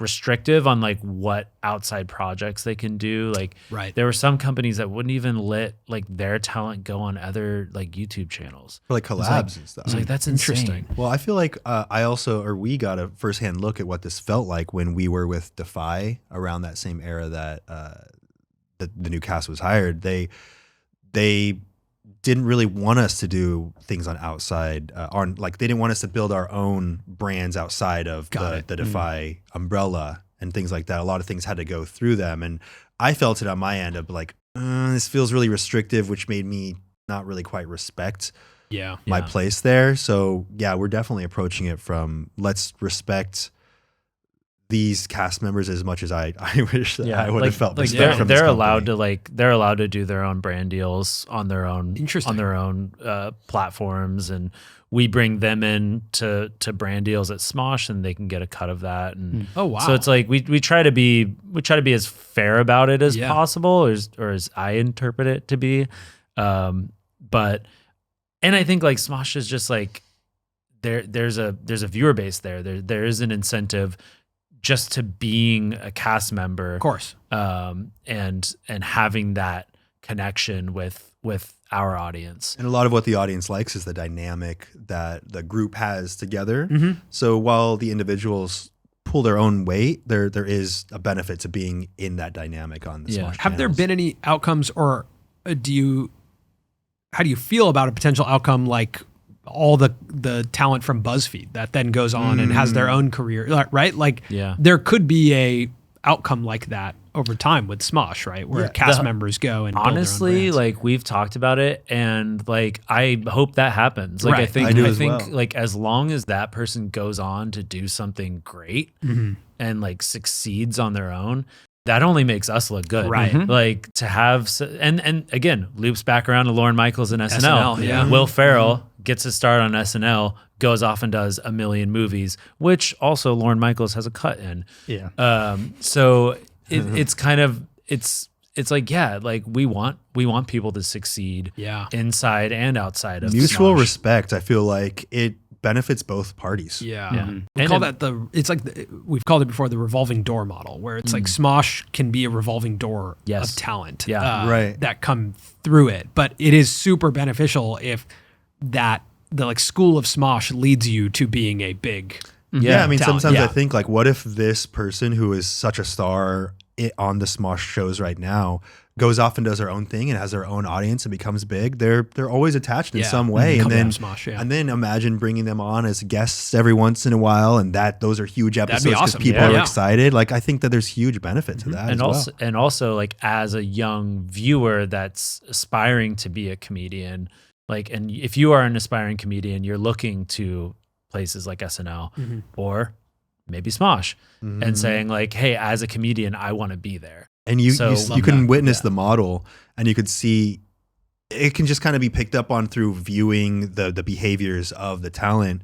We don't have to explicitly say, here's what we hope for our cast members. They can just see it, and then they start getting inspired. And I think that's what will really set Smosh up for longevity is hopefully we set the precedent that there's a really great mutually beneficial structure that we have here, and people get excited and inspired, and then we can start attracting some of the funniest people around the world to be part of this thing with us. I think what's exciting is we're still at such early stages of this happening with creators, where we have creators like you who are now at the helm of media companies that are treating the creators at the company with the respect that you would have Right. wanted. Right. Yeah. Like V1 was media companies not knowing how to treat creators. Or just straight up shitting on them Or and shit, exploiting yeah. them. Right? Yeah, perpetual And like, contracts. yeah, and it has existed in television with SNL, right, where people come back, but Yeah. it's going to take probably another 5 to 10 years before we see who does emerge Yeah. from like the Mythicals and the Smoshes of the world, and then come back into the pipeline. Like Yeah. it's so early actually to YouTube and the internet. Yeah, and I think it's like, you know, I think it's so important to try to be as fair as possible to people that are developing an audience, because if you fuck them over, what are they going to do? They're going to go on their channel Right. and talk shit. Like, there's a reason why the why I left BuzzFeed like thing Yeah. is That was like a kind of meta. seen as like a "Ugh" thing, because like their system was maybe not great for some people. Right. You know? Imagine the system was really good for them. They leave, they do their own thing, they're inspired, or they inspire other people. They talk about how great of an experience they had at BuzzFeed. More people come into BuzzFeed, do the same cycle, Right. and it's a They respect. definitely They knew had how- the they definitely opportunity. knew how to Yeah. find talent, because sure. so Yeah, many my talented God. people Yeah. came Yeah. out of Incredible. BuzzFeed. It's They had the insane. opportunity, Yeah, and they but- had the storytelling DNA there that they taught. Yeah. But yeah, they treated talent. What was it? I think it was the treatment of talent. I really do. I think it was that they didn't recognize the value of talent. I think they saw those people as video makers, and Producers. right? Yeah. And like implementing the structures and the DNA that they taught. But the reality was these were all like, we got mixed at that era of we are the writers, the developers, the producers, and the talent, but you were seen more as like the producer. Yeah. Where it's like, when we talked to the Try Guys, they were brought in and said like, it's really inefficient that there's 4 of you making one video. You know, and it's like, wait, do you not understand that's the thing? Yeah. Is it efficiency that matters, or is it creativity? But why and can't good you be work? Try Guy? Yeah. Well, yeah, I mean, I think it's interesting how all that could have been so different if the mutual respect was there. But you also have to have people who know what makes something good. And then you also have to be careful what financial pressures you put on yourselves. Yeah. Because once you add that financial pressure, then you do start going, should there be 4 of you doing this? Or can each of you make a video? I mean, I guess like, I guess, you know, there's some people that just wouldn't work in a system like BuzzFeed anyway. Michelle Carre would have never been able to do what she does now in BuzzFeed, because she wouldn't be able to go to BuzzFeed and say, hey, actually, I'm going to take 3 months to become a circus performer. And they're like, so that's one video? That's no. Absolutely not. Yeah. So like it works in her system, but there's no way it could work in BuzzFeed. I think BuzzFeed had, and a lot of companies at that time had such a zoomed in lens of like, we need to be hitting these numbers, like we need our profits to be this by this day. And it's so zoomed in, when if you really, really zoom out, you can see that there's so much benefit to just giving people the ease and respect to do their thing in the way that they're going to do it. With what's happened at BuzzFeed, seeing what happened at Defy, what gave the 2 of you the confidence? Okay, let's do our own version after all of that sort of turbulence. What gave you the confidence that you could do it?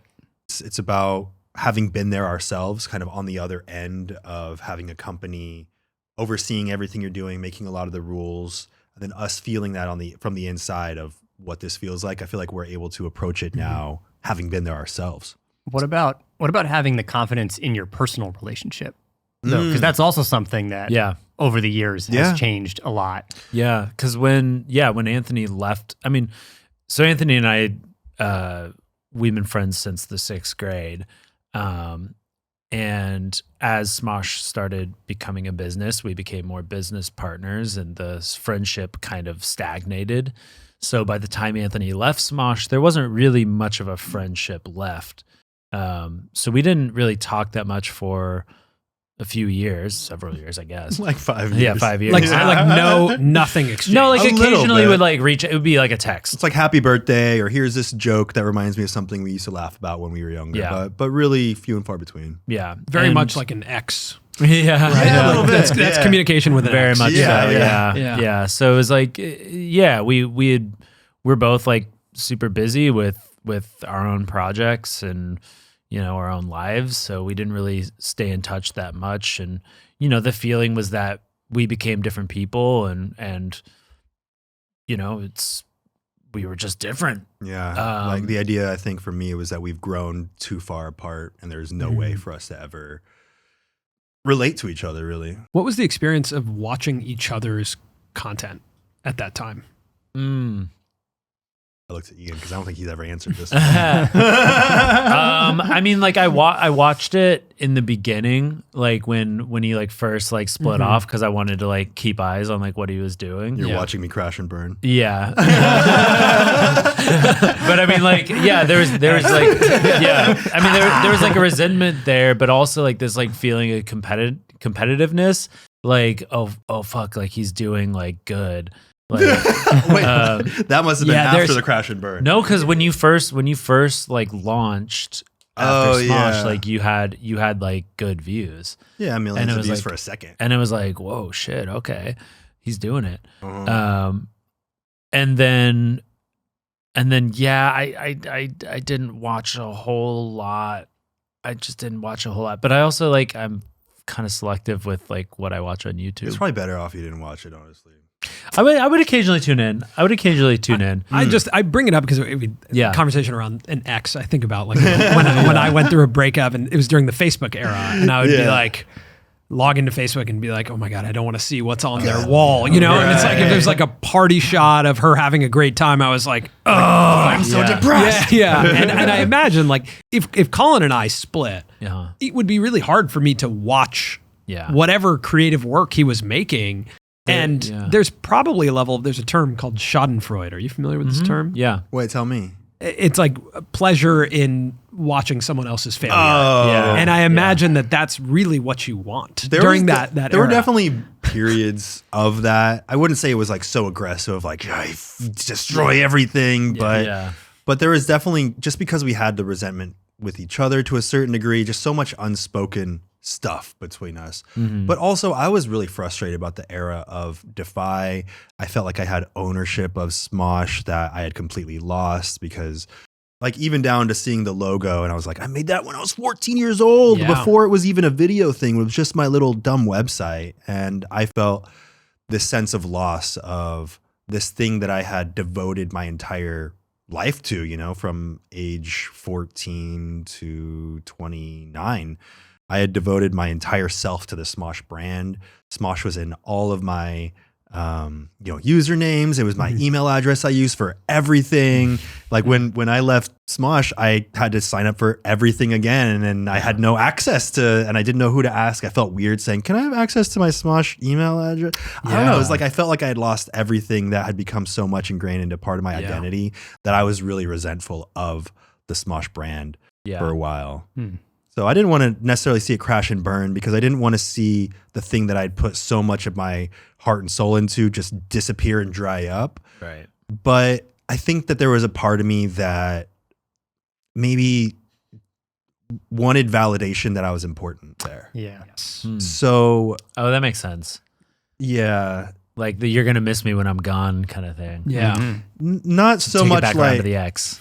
not so much like a revenge aspect, but I wanted to feel like this thing that I had built wasn't just a fluke kind of thing. I had seen a lot of comments that were like, Smosh is better off without you, or things like that. So I kind of wanted to be like, but I put so much of my blood, sweat, and tears into this thing. It had value because I cared so much about it.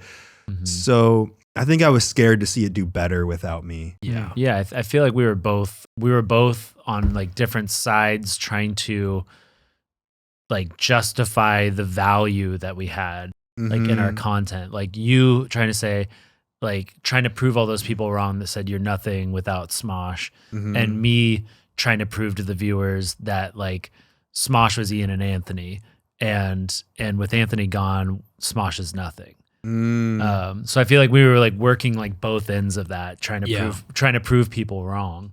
And like maybe that drove us both a little bit. I'd say more so it just pissed me off. Yeah, it wasn't it wasn't a good feeling. Right. It wasn't something that I'm like, wow, I miss those days. Yeah, it was great to create from that place. Yeah. I mean, so I feel like when I started, going to therapy, learning about myself, learning where these insecurities came from, learning where that like frustration was actually coming from, and it was my own insecurity, my own desire to have validation, and my own sense of self-worth attached to this thing. When I learned all those things, I started to kind of let that stuff go. Ian had his own personal journey as well, but we each kind of had to have our own journeys apart, accepting what had happened, accepting where we were now. For, when we finally did end up meeting up, one of Ian's friends, you mentioned this before, you were talking to them, kind of mentioning me, and they were like, why don't you just meet up? Yeah. Diana. Yeah. So we ended up meeting up over lunch, and because we didn't hold on to that resentment anymore at that point, we were able to just genuinely connect. I felt him like listening to me in a way that I felt like the past like the final like 5 years of me being there kind of had disappeared. I was genuinely interested. We were just like had this genuine interest in each other. We were cracking little jokes and we were laughing just like we always had. I had learned a lot also with my own show and how to communicate better, how to listen better, how to have conversations about things that I'm genuinely interested in.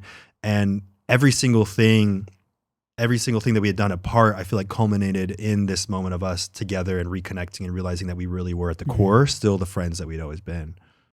I mean, it's first I want to address self-worth. I think self-worth is like a conversation that comes up with almost every creative we talk to. I think they go hand in hand, like struggling to see your self-worth and being a creative. And maybe it's just a human thing, like it's challenging to see your own self-worth, but I think it gets amplified as a creative because you have this mirror of your creative work that you watch back, and then you evaluate and you root your self-work in that. And sometimes the numbers and the comments also are a mirror. So then you get a quantifiable metric next to your worth, both through viewership and as well as money and business. And all of a sudden it's quantified.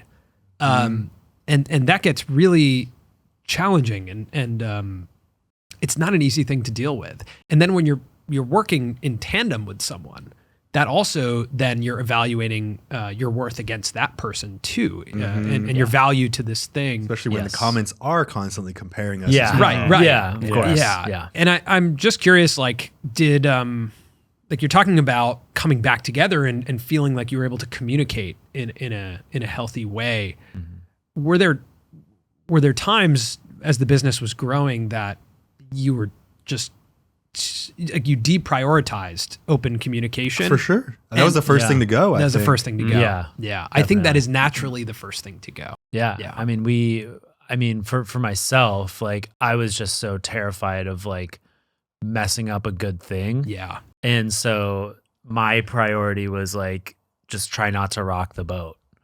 And like, and with that came like not having any kind of like confrontation about any sort of thing. Well, you didn't want to rock the boat with us, but With also us, even with the company too. Yeah, I remember coming to Ian being like, there's this thing, they're screwing us over with this, and they're doing this like, completely different. It's fine. And you would say like, well, what would we have done anyway? This is a really great thing. And you would really try to focus on the positive, which is great to focus on the positive. But I mean, I was too far the opposite of focusing on the negative, but I think there is a middle ground where you can kind of stand up for yourself while also appreciating. Yeah. I felt like sometimes I was like almost like the mediator between like you and Defy. Yeah, I would constantly just spill all of my frustrations onto Ian. I'd be like, I don't know, like it's not that bad. But then because of that, I felt like we couldn't really communicate because there wasn't like a back and forth there. You would just kind of brush off all of my concerns. Right. So then I didn't feel comfortable getting in because that was because he wasn't hearing you there. It was business, and we were still able to talk about business stuff. But when we couldn't even talk about business stuff with open ears, I felt like, how could I even get into personal stuff? And I think to a degree, it also just felt like out of our hands. It was like, well, what are we gonna do? Leave Smosh? I was like, Well, you have to actually understand in your own mind if that is a reality or not, right? If your mind can go, it sounds like your mind couldn't go, I'm gonna leave Smosh, but your mind could, and that existence of like expansion of reality it changes the dynamic of what you're trying to do. You're trying to preserve this thing, right? Because you're like, I don't have that thought in my head of leaving this, and you're like, that thought's creeping in. So, dude, this stuff's not feeling right. Like I could leave, whether or not those are the words you're exchanging. Right, and we had like a conversation with our agent, and they were kind of like laying out like what we could do if we left Smosh, if him and I left Smosh and just started like a new sketch channel. And we thought about it. And we thought about it, but like it legitimately did not make financial sense at all. Like the thing that supported the main channel so much at that time was the library. Like Smosh was getting, it was like 80 million views a month, something like that. A lot of that was library. So many views. Yeah. And it was just this strong library because people were just constantly watching the older content. So, and we had certain formats that would like kind of lead into like you watching multiple videos. So it had this strong library, and it was like, well, if we start a whole new channel, we don't have that library, like, and we're not going to be getting these kinds of views month over month to support a sketch channel. So for me, that's what I couldn't see. Like I couldn't see Anthony and I going off, leaving this like property, just starting a new property and doing the same thing. That was unattractive to me. Yeah, it could take like 10 years to just have 10% of that library. Yeah. Right. Yeah. That's daunting. I do think that also frustrated me too, was that the channel was only alive because of the time and energy that I had put into the content that was still the library content that was getting the views. I was like, and then I was struggling on my own to create stuff. I didn't have my own library. I was like, if I had the support of the library of all the time that I'd put in, but also I just had to accept the fact that it was my choice to start over. So the experience then, Defy shuts down. In your guys' I Spent a Day With episode, Ian, you described this like Project X kind of chaotic moment in the office of like smashing mugs with a baseball bat because you were informed by an email that Defy had shut down. I was so glad I was out of there by the time that happened. I understood. Like when I heard that, I was like, yeah, that would piss me off, man. Yeah. Like that is that is terrible. But the result of that was Rhett and Link stepping in and buying the company. Yeah, and that wasn't immediate. Ian had to really struggle to hold on to what Smosh was and the contents of Smosh. Yeah, because it was kind of this. I'm sure Defy was getting picked apart as like a distressed asset of purchasing different bits of it, and Smosh was probably the best asset inside of Defy. Yeah, Smosh was definitely one of the top sort of pieces in there. And I had actually tried to pull together investment to take it out myself, but the third party that was selling all the assets, like Defy went defunct in, I think it was October or September, and they wanted everything sold off in like December. So it was this insanely short timeline. And so I was scrambling around with David, my advisor, and were you trying to like lower the price? Were you like, no, it's actually not that valuable. This amount will do. I mean, they were just going to take highest bidder. Oh, okay, so there was a couple companies that were looking at it, and there was some like just weird, sketchy companies, and if they were going to get it, then I wasn't going to be a part of it. But then Rhett and Link reached out, and they're like, I think we could do something with that. So we basically gave them all of this sort of stuff, all the work that we had done, like all the homework on like the asset purchase list and everything. We basically like handed to them. We're like, here it is. Like, this is what you need. And so, then they acquired it along with some very silly domains that Defy had owned that we had found in like their interesting asset purchase list. So Dikipedia.com. Smosh owns Dikipedia.com. Wait, which is that's Elon Musk. Which is what Elon tweeted. We already owned that. Yeah. And Elon tweeted I was hoping he would like buy it from us. Wait, is he? Yeah, is that? I mean, that was. You own that? That's like recent. We own that. We had owned that, or Smosh had owned that Yeah. through Defy for I don't know 10 years. Out of context, if someone just watched us react to you saying you own Dikipedia, and we were like, "Wow, that's a great asset." Like, if I was just thinking about like in another context, we were like, "What is this show? Why are they so excited about Dikipedia?" I was really hoping that Elon would like come through and like drop $5 million. I mean, is that not still an option? You think it's I not? think he's over it. He's on to the next meme. Yeah, I think he just Yeah, but maybe one day. hopefully. Hit me up, Musk. Yeah. But when Rhett and Link purchased Smosh, they wanted Ian to be a part of it. They weren't going to say they wanted Dikipedia. They really only bought it. Tipped them over. They only wanted. They looked at the asset.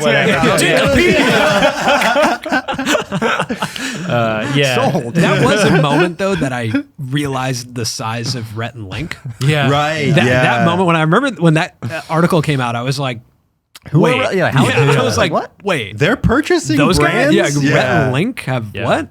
How much money? Yeah. I think that was when a lot of people realized. The headline was Rhett and Link buy Smosh for $10 million. Yeah, I mean, understood. But I'm saying the headline, Rhett and Link that's what the buy headline Smosh says. for $10 million. And you're like, what? Yeah. Rhett and Link? Mm-hmm. Yeah, I remember just the understanding of the values of all of these things at that moment for me was like, wait a second. So Rhett and Link can buy this thing that's worth this much. And it was just very fascinating to me. Yeah. I mean, I think they get it. Like, yeah. And that's what made me so confident in going with them on this sort of journey. Because I think that as far as like the creator economy goes, like they're one of the people that understand it and have shown that they have lasting power. Yeah. And it's a very similar kind of story to Smosh as well. So it's like, I totally got it. They didn't want to buy it unless I was a part of it. Of course. Even that there is a deep understanding of what this is, right? Like it is you and your brain, and if you're not involved, then it's a completely different asset. Right. And how are you feeling emotionally at that time of like, okay, here we go again into a new home? I was overwhelmed. Yeah. I also like didn't want like a leadership position. Like I don't really, I don't think I'm like hardwired for like being a leader. So when I came back through the Rhett and Link acquisition, I took on the role of president, and I didn't really know what that meant. And I didn't really have like an idea of like what my accountability was there. So I was like, okay, I'm president, so I have to like be the first one in and the last one out every day at the office. And it was just like, there was no like understanding of like what I was supposed to be doing day in, day out there. So I felt lost and just kind of overwhelmed. And it was just a weird time for me. But I always stuck with it because I always believed that Smosh still had all this potential. I feel like Smosh is just also in this like kind of crazy place right now where like Gen Z is like coming up and establishing themselves. And then we find out like, you know, we saw a clip from Hassan Piker's stream, Young Gravy and Baby No Money talking about Smosh. Yeah. And we're like, wait, hold on, what? So it's just like, I think Smosh just has this like cachet that, I mean, you can't really like put a price on it. I think like now with like us buying Smosh back, like this is such like an exciting time, an exciting generation for Smosh. It feels like a new sort of like stage. I hope you feel and get the credit for sticking it out and believing in it, because belief, I think, is a undervalued component of these creative businesses, because you have to work through times where either in the beginning when you have so much belief because like no one's watching, like you were talking about launching a new format, it's like you got to believe that this thing is going to work and your creative is good. And for you, like the belief through these tumultuous years that Smosh was so important, and it had a good storytelling DNA, and it was a good comedy brand. Like as it's going through this turbulence, that's hard. Yeah, I definitely lost my belief of course. in it. It's easier to go, forget it, man. Yeah. I'll And go do people are something commenting, what are you doing? And you're like, I don't know. Like, I don't know. I felt but I so can't tell you that. Yeah. I felt so slighted by Defy that I completely lost hope course. in what Smosh was. So yeah, I mean, the fact that you stuck through it, even though I didn't see it, a lot of people didn't quite see it. I mean, I feel pretty validated now. Okay, good. At the time, I'm sitting here. Oh, okay, got it. Yeah. Good. Yeah, but what y'all weren't calling last year. All right? Look, we met at the Creator Summit. You guys were not eager to set up an interview with Smosh. Actually, you know what's interesting? Just to actually talk about that, I don't think I felt yet that we were a show that funny. you guys would come on. That's that's funny. Yeah. That's funny. Stop. No, for real. But mostly because I was like, what is Smosh now? You know? I get it. Move on. You guys have Make room for Rhett and Link. I mean, we were talking about one of our editors, Tyga, who's 22, and we were talking about Smosh. I asked him, I was like, did you like deeply grow up on Smosh? And he was like, yeah, man, I watched every video. And then we were talking and you were like, well, he was Gen 2 Smosh. Like, Right. Yeah. And this, I do feel, which means like he came in later when you guys were evolved. But I do feel like we're in the era of nostalgia right now. I guess we always are in the era of nostalgia. Yeah. And Look it's at every movie weird being that released. you guys are a nostalgic brand. Yeah. That's like a kind of a weird thing to think about. That it is, yeah. Like in the same way that I feel like Blink-182 and their new album, where they're together, they're back reunited. It's not so different from the emotional experience of Smosh being reunited, right? Definitely. True. I think it's interesting because we're serving different generations at this point.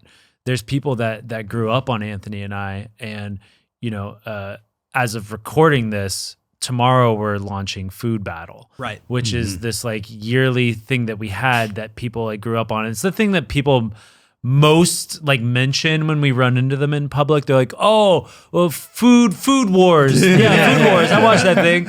And you're like, yeah. So it's I like, love when people mispronounce Yeah. whatever your thing is. more often than not, they call it Food They're like, Wars. I was It's the insane. biggest fan of Food Wars. I watched every episode. Cool, man. I'm like, yeah, Food Battle. Yeah. Yeah, but it's interesting because like coming back like with that, like Anthony and I are serving that audience, but that's not the only audience that's watching our content. Like there's people that don't even know who Anthony is that are watching our other channels. Well, it like, evolves so Or much they're like, over the wait, 6 what's years. the guy from I Spend a Day With doing here? Yeah, 100%. I'm sure that happens. Like there was, Yeah. there's definitely been people that have seen that kind of comment. Well, and we've been out in public and people don't know us as Smosh. They will just be like, hey, Anthony, I love your show. Can I get a picture? And I'm like, Ian's right there. They're like, what? Yeah. Yeah, it's So weird.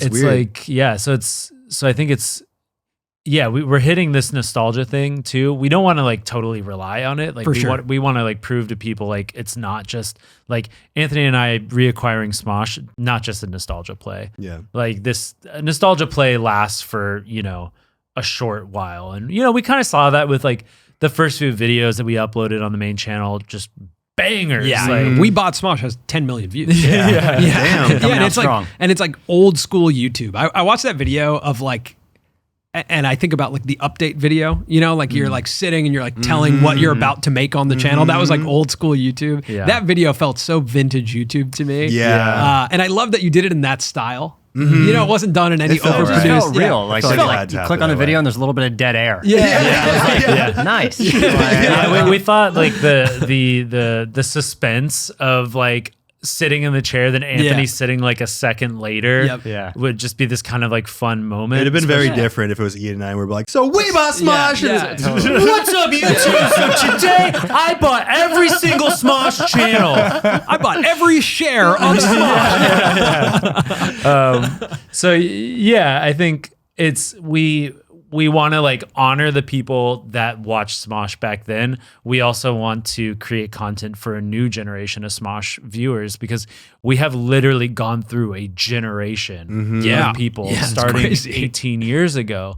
So it's like there are people that are just like it's so spread out who knows Smosh Yeah. and what about Smosh they know. Yeah. Because it's so varied. Yeah, so right now we're definitely leaning into some nostalgic elements course. and bringing back the old series, that they hadn't seen in 8 years that people have been begging for and that kind of thing.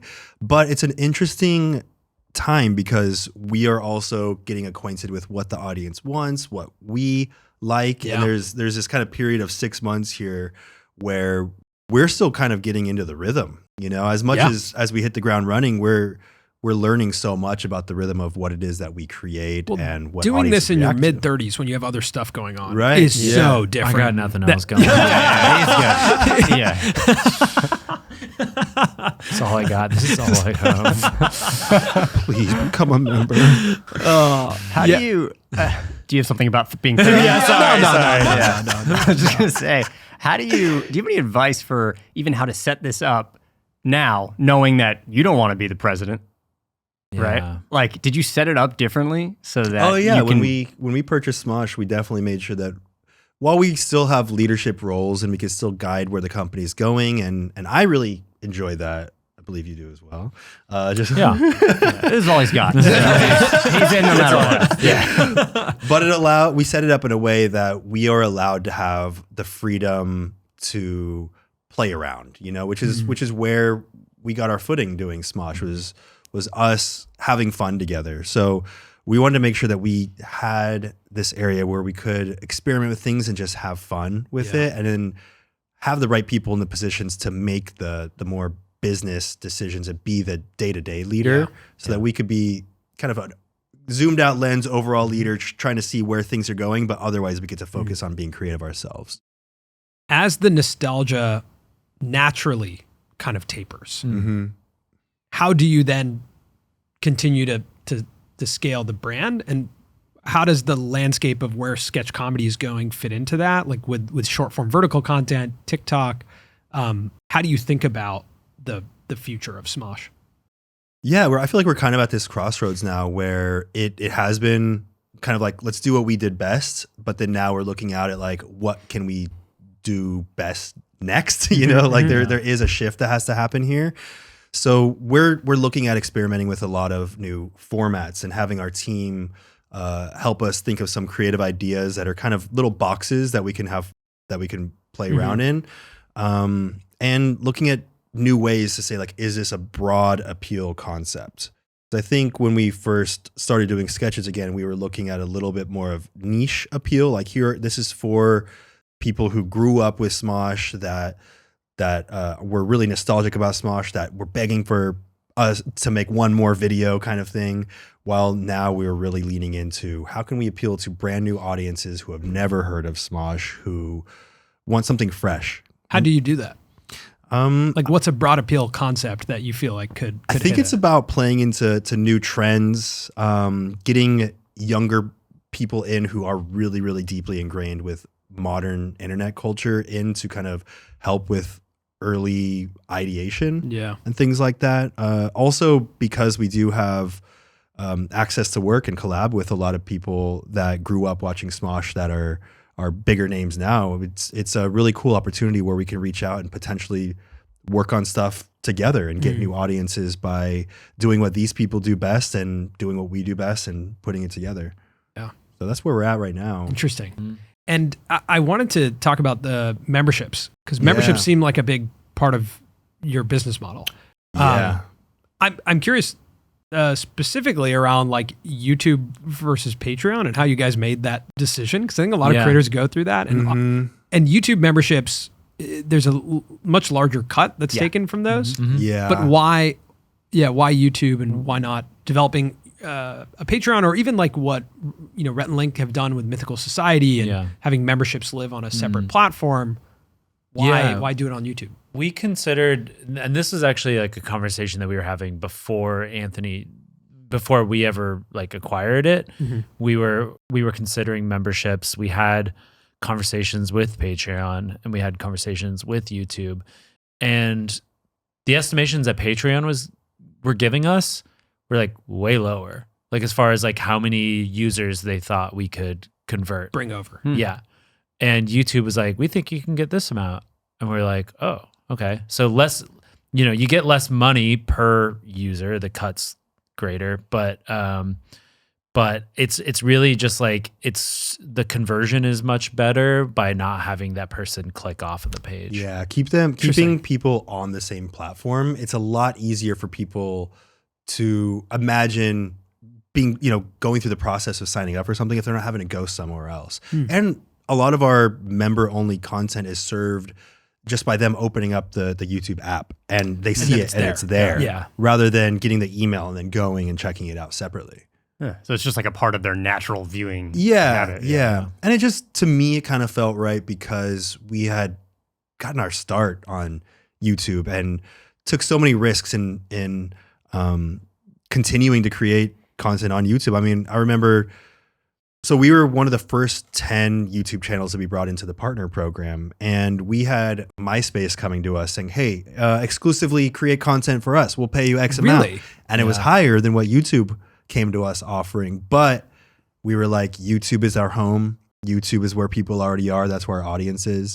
And it kind of felt similar with this. It was like Patreon might be able to offer us more of the cut, but our audience is here. And I feel like I just have so much confidence in where YouTube's been. YouTube's been around for 18 years, and it continues to grow in a way that while they do have missteps here and there, it really does feel like they are in a place where they really do want to create the best user experience. Yeah. I mean, there's really no other platform that will compensate an online creator the way that YouTube does. I know. It's crazy that nobody else has been able to keep up in the same way. It's frustrating. Yeah. Because I think obviously it can be better, but like it's like you look at other platforms, you're like, come on, guys, like YouTube's doing it. Why can't you? YouTube's been creating the revenue split model with creators since 2007. Right. While a lot of these other platforms were around for a long time, and they're like, well, there's competition now. We should better figure out something to keep people around. Do you think attribution's way harder though on like a TikTok? Yeah. Like, were you the one who led to this person watching this ad? Or was it the 3 TikToks they watched after? Yeah, especially if they're scrolling and then it's ads the in long the middle. form Or, thing. It's like the fact that YouTube has the viewing habit of someone may sit down for 10, 20, 30 minutes. YouTube and podcasting are much easier to attribute to. And I feel like TikTok just kind of like it pays people in exposure. For sure. Yeah. To then just launch like, a YouTube channel. They're just like, we don't need to pay you. We're making you famous. Right. Fuck you. Like, it's just kind of, I don't know. That's the feeling that I get because they're just like, no, we'll just make you famous. Yeah. That may be the short form monetization model forever. Yeah. It might be just even though there is audience. monetization from Instagram and Shorts and TikTok. That just may be the model. Truly, it's just like, we'll make you famous every once in a while. Get your footing on those platforms and then go somewhere else or do ad deals with people. You guys have seen the evolution of the entire creator economy, which is pretty interesting. Like, what do you think about the current state of what we're seeing in this world of online independent creators? And even specifically YouTube, like the health of the creativity and what's being put out on YouTube right now. I think there is, due to the Mr. Beastification of content, there is this very heavy desire for people to really get caught up in the stats and the average view duration and those types of things that Mr. Beast talks about, in which like how he thinks about creating content. And I think that's great and it really works for him. But I think that there are a lot of copycats out there who just want to do that too, because they're like, that's a successful person. I want to be successful.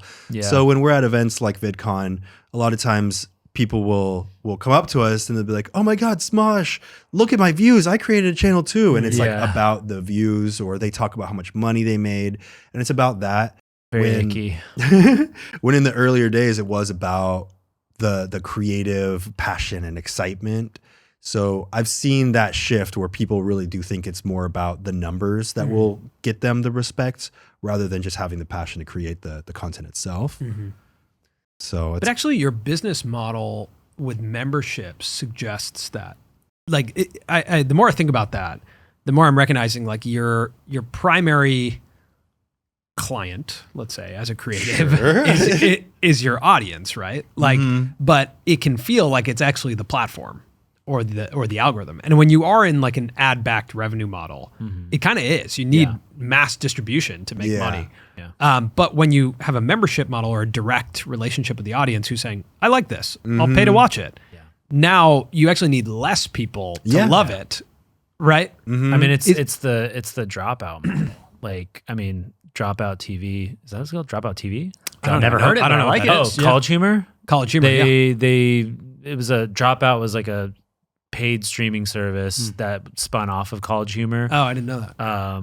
And we get mistaken for Jake and Amir all the time. All the time. Yeah.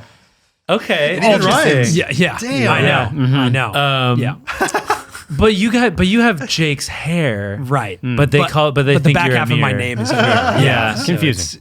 Listen, But no, Dropout is fully supported by members, and then they put like cut downs and stuff on YouTube as like a promotion thing, but they have a ton of paying members and they have really high quality comedy shows on their platform. How much of the Smosh business is membership versus ad based? It's still more ads. based. Yeah. I mean, it's generally for sure. Yeah. I mean, the memberships is really just there to support the production of the sketch comedy. And it allows us to take a risk in creating content that isn't the hour-long type content that has 20 ads in it model. Yeah. Allows us to take a risk making something shorter where you're only getting one ad and the ad revenue is way lower. So it's supplemental and it helps fund these things being created in the first place. Yeah. But how important and impactful is the library? Like, what does 20 years worth of uploading to YouTube look like? Well, at this point, I feel like the library content isn't popping off. It's not as lucrative. Yeah, it's not popping off as much as. Oh, the funny thing is, we had the most we got the most views for a few months when Defy collapsed, and I think everybody like they heard like Smosh is like done. It's like over because Defy collapsed. It's no more. And I think a bunch of people went to like watch old Smosh videos. So there was a few months when the Smosh channel had over 100,000 views. It had over 100 million views per month. Oh my God. Wow. Yeah, it hit like over that. Yeah, It was like a watch it while you can. Exactly. Yeah. There's almost like this thing of like it's over now. We have to like watch this. Oh, you should threaten to delete the channel. Yeah. And the fucked up thing about it is that because it was in this limbo period, none of that was monetized. Were there just no ads on the channel at that time, or was it? I don't think so. Wow. It was either that or it was going to the bank, but when we acquired it and it was like Smosh is back, views went. It was like, come on, guys, what happened to the 100 million views? Bring that back. Yeah. Wow. Plus, I mean, I feel like videos that only have one ad in it just don't really provide that much, even if you get a lot of views. Yeah. Yeah, that's true. What's been your relationship with money throughout this whole experience? You know, you mentioned that there was a time where you're like, I don't know if we'll be hosting at this time. Did you have a sense that you'd be like, quote unquote, retired or would have made it from a money perspective? Has that ever been a calculation in your head? I mean, I think for a short period of time we thought, you know, after the Defy acquisition, you know, at some point it would sell to a major media company. We would get X amount of millions of dollars, and then would be able to because retire. of the Defy stock. Yes. Yeah. Yeah. Got it. So that was kind of like the retirement plan. Yeah. For me at least. I had a vision that the brand would continue to make money, and I would somehow be taking a cut of that. That comes from watching Forrest Gump. Remember in Forrest Gump, he was getting like royalty checks. And he just got to retire. Yeah, we gotta figure out how to Bubba Gumpify our Smosh. I watched that movie at a young age, and I was like, I need to do that. I don't know why that got into my head. I don't know if that got into my head too, but I really thought that I'd put all this work and effort up in the front, and then I would be able to just kind of retire while money kept Maybe that coming was in. also like TV, knowing that actors got like the residuals. royalties. Royalties. Yeah, because I had that thought too. Yeah. Yeah. I think that makes us push past the delusional state that we're in of like how many hours of work we're putting in at the front of something. Yeah. But are you like, do you feel satiated by the monetization that you've created? Or is there like, what is the relationship of how you're thinking about how much money you want to make from this career? I saved a lot. So I grew up without really much money. So it wasn't hard for me to do a lot of saving in those Defy days where we were receiving a salary. I would save a lot of it. And I built a big enough cushion that I feel like I don't really have to stress out about it. Yeah. If I had no job for years, I'd really start stressing, but I don't have to worry about it right now. And that's the best place that I can be in. I think like a pretty good like level to get at is to like go to a restaurant and then like not have to worry about what you're ordering.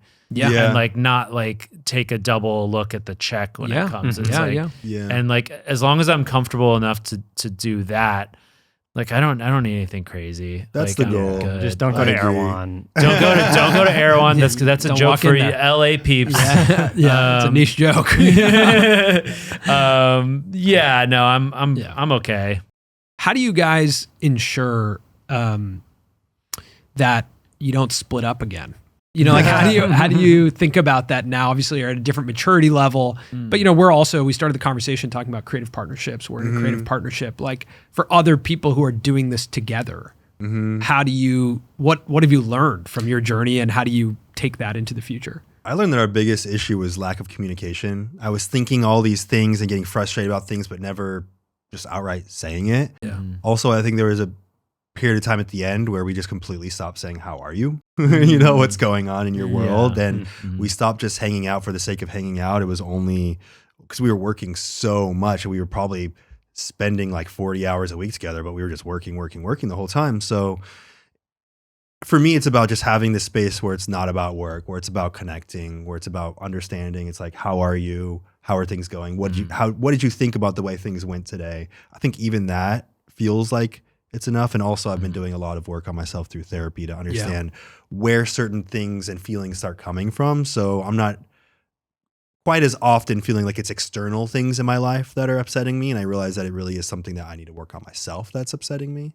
So that's helped. And I think we just have like a healthier approach to the process when we are working together. Like when it comes to writing, we're not trying to put this like insane crunch on us. So we're like, okay, we need to just get to work right now, and we have to write a script by 12 p.m. or else we're gonna be like, we try to lay a whole day out. So it's like I show up to his place and we hang out, we talk for a little bit. We don't like get right into it if we don't have to. Kind of feels like it's necessary now to have those breaths. So it's just for us, it's just finding like a flow. Rather than feeling the stress that we sometimes do feel if we are constrained by time, then it stops being fun. Like it's like, it's like sometimes you do need that. You do need like a little bit of a motivation to get prodded. Or else you're just like hanging out all day. Exactly. There is still like a mission. We're to guilty of that. Like, if we don't rein each other in, like we're just hanging out. But efficiency does get in the way of the human connection piece of a creative partnership, for sure. I mean, I think there's been many years and times where it's like we're together, but it's like, let's not waste time connecting. Let's talk about the task at hand. Especially if you have deadlines that are coming up. You take on a lot of things, and again, you're progressing towards a goal together. So it's like the list can become overwhelming. Whereas in the beginning, again, it's just like, let's just see what we want to make and then make it. And it's also like, don't tell me how you're doing in the off chance that you're not doing well, and then we have to spend time on that. Oh yeah, like I want to work. I don't want to talk about your feelings. Or on the off chance you're doing so well and I'm not doing well, and yet we're doing the same thing together. It's true. It's like, an interesting emotional dynamic. Yeah, because I want to say like when we carved out an entire weekend. We were like, okay, we're gonna treat this like a writing retreat for when we wrote Food Battle. But like the first like I think half of the day, we were dealing with like personal issues, and we just like talked through that. And you were saying that part of you was like, okay, but we got to work. But also it's like let's get right. And like obviously like we had things that were going on, and it was like I think it's important for us to show up as friends first. From a overarching like brand perspective, I feel like within the creator economy, within the industry, so much of the brand story is like, okay, Smosh has been here since the beginning, and then there's this acquisition thing. There's Defy, there's Mythical, now they're on their own. Like that's so much of the industry story. When you think about what you're building in the future, is there like a brand story that you would want to be known for in the industry of what you're building?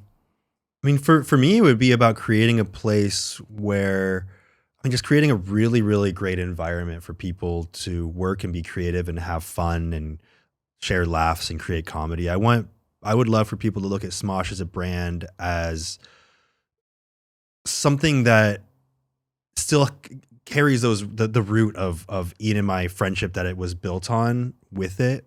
Recently we had a watch party for a new show that everyone at the company put a lot of time and energy into. The cast and people who were hosting the show, they had a really great time, and then everyone sat down and watched it, and there was this shared laughter, and people looked really, really proud of their work, and you could see them kind of looking around at each other during the funny moments that they knew that they had put something extra into, and there was this shared feeling in the room, and I want to continue to foster that and have the brand be more about those feelings than anything else. Yeah, I mean, I think it still just goes back to one of our initial missions, which was just to become the place that funny people would want to be a part of. Yeah, I feel like we talk a lot about creating video, but part of what we are trying to create, all of us, is like a space, right? Like we're all trying to create a space that we enjoy and that other people who come in feel validated and that it's fun. Like we chose to do a creative career, which is meant to be fun.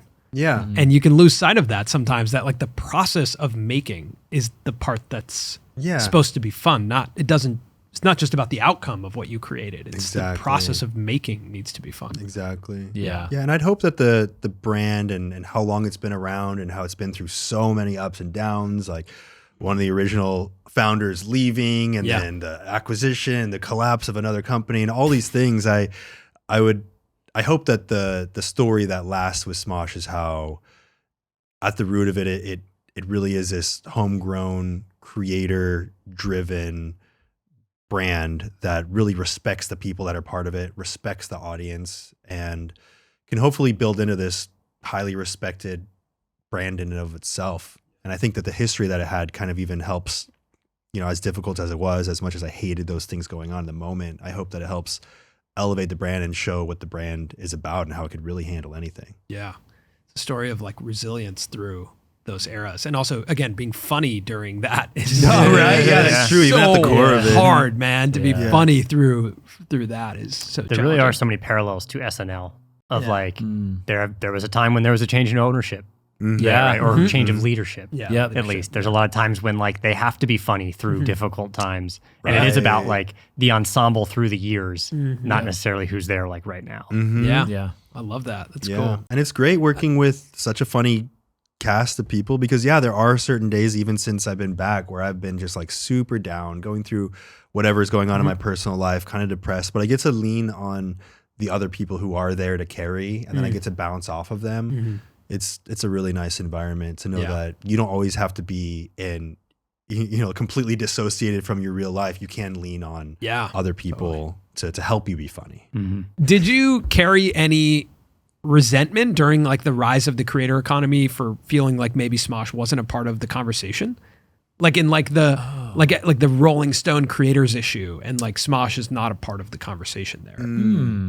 How many years ago was this? I mean, it's probably in the past 5 years. Okay. Yeah, in the past 5 years. I don't think so. I think I almost like harbor more resentment when I see like a creator get like a big brand deal and totally fumble it. And I'm like, Smosh could have done that better. Why isn't that money coming to Smosh? Oh, that's interesting. Yeah. I don't know. Yeah. I feel like I've always been so focused on on creating stuff that I enjoy and am passionate about. I haven't really thought about that element of it. Like, why aren't we getting the recognition? I feel like if you create stuff that people want to be part of and are excited about, it will eventually happen no matter what. Yeah. Interesting.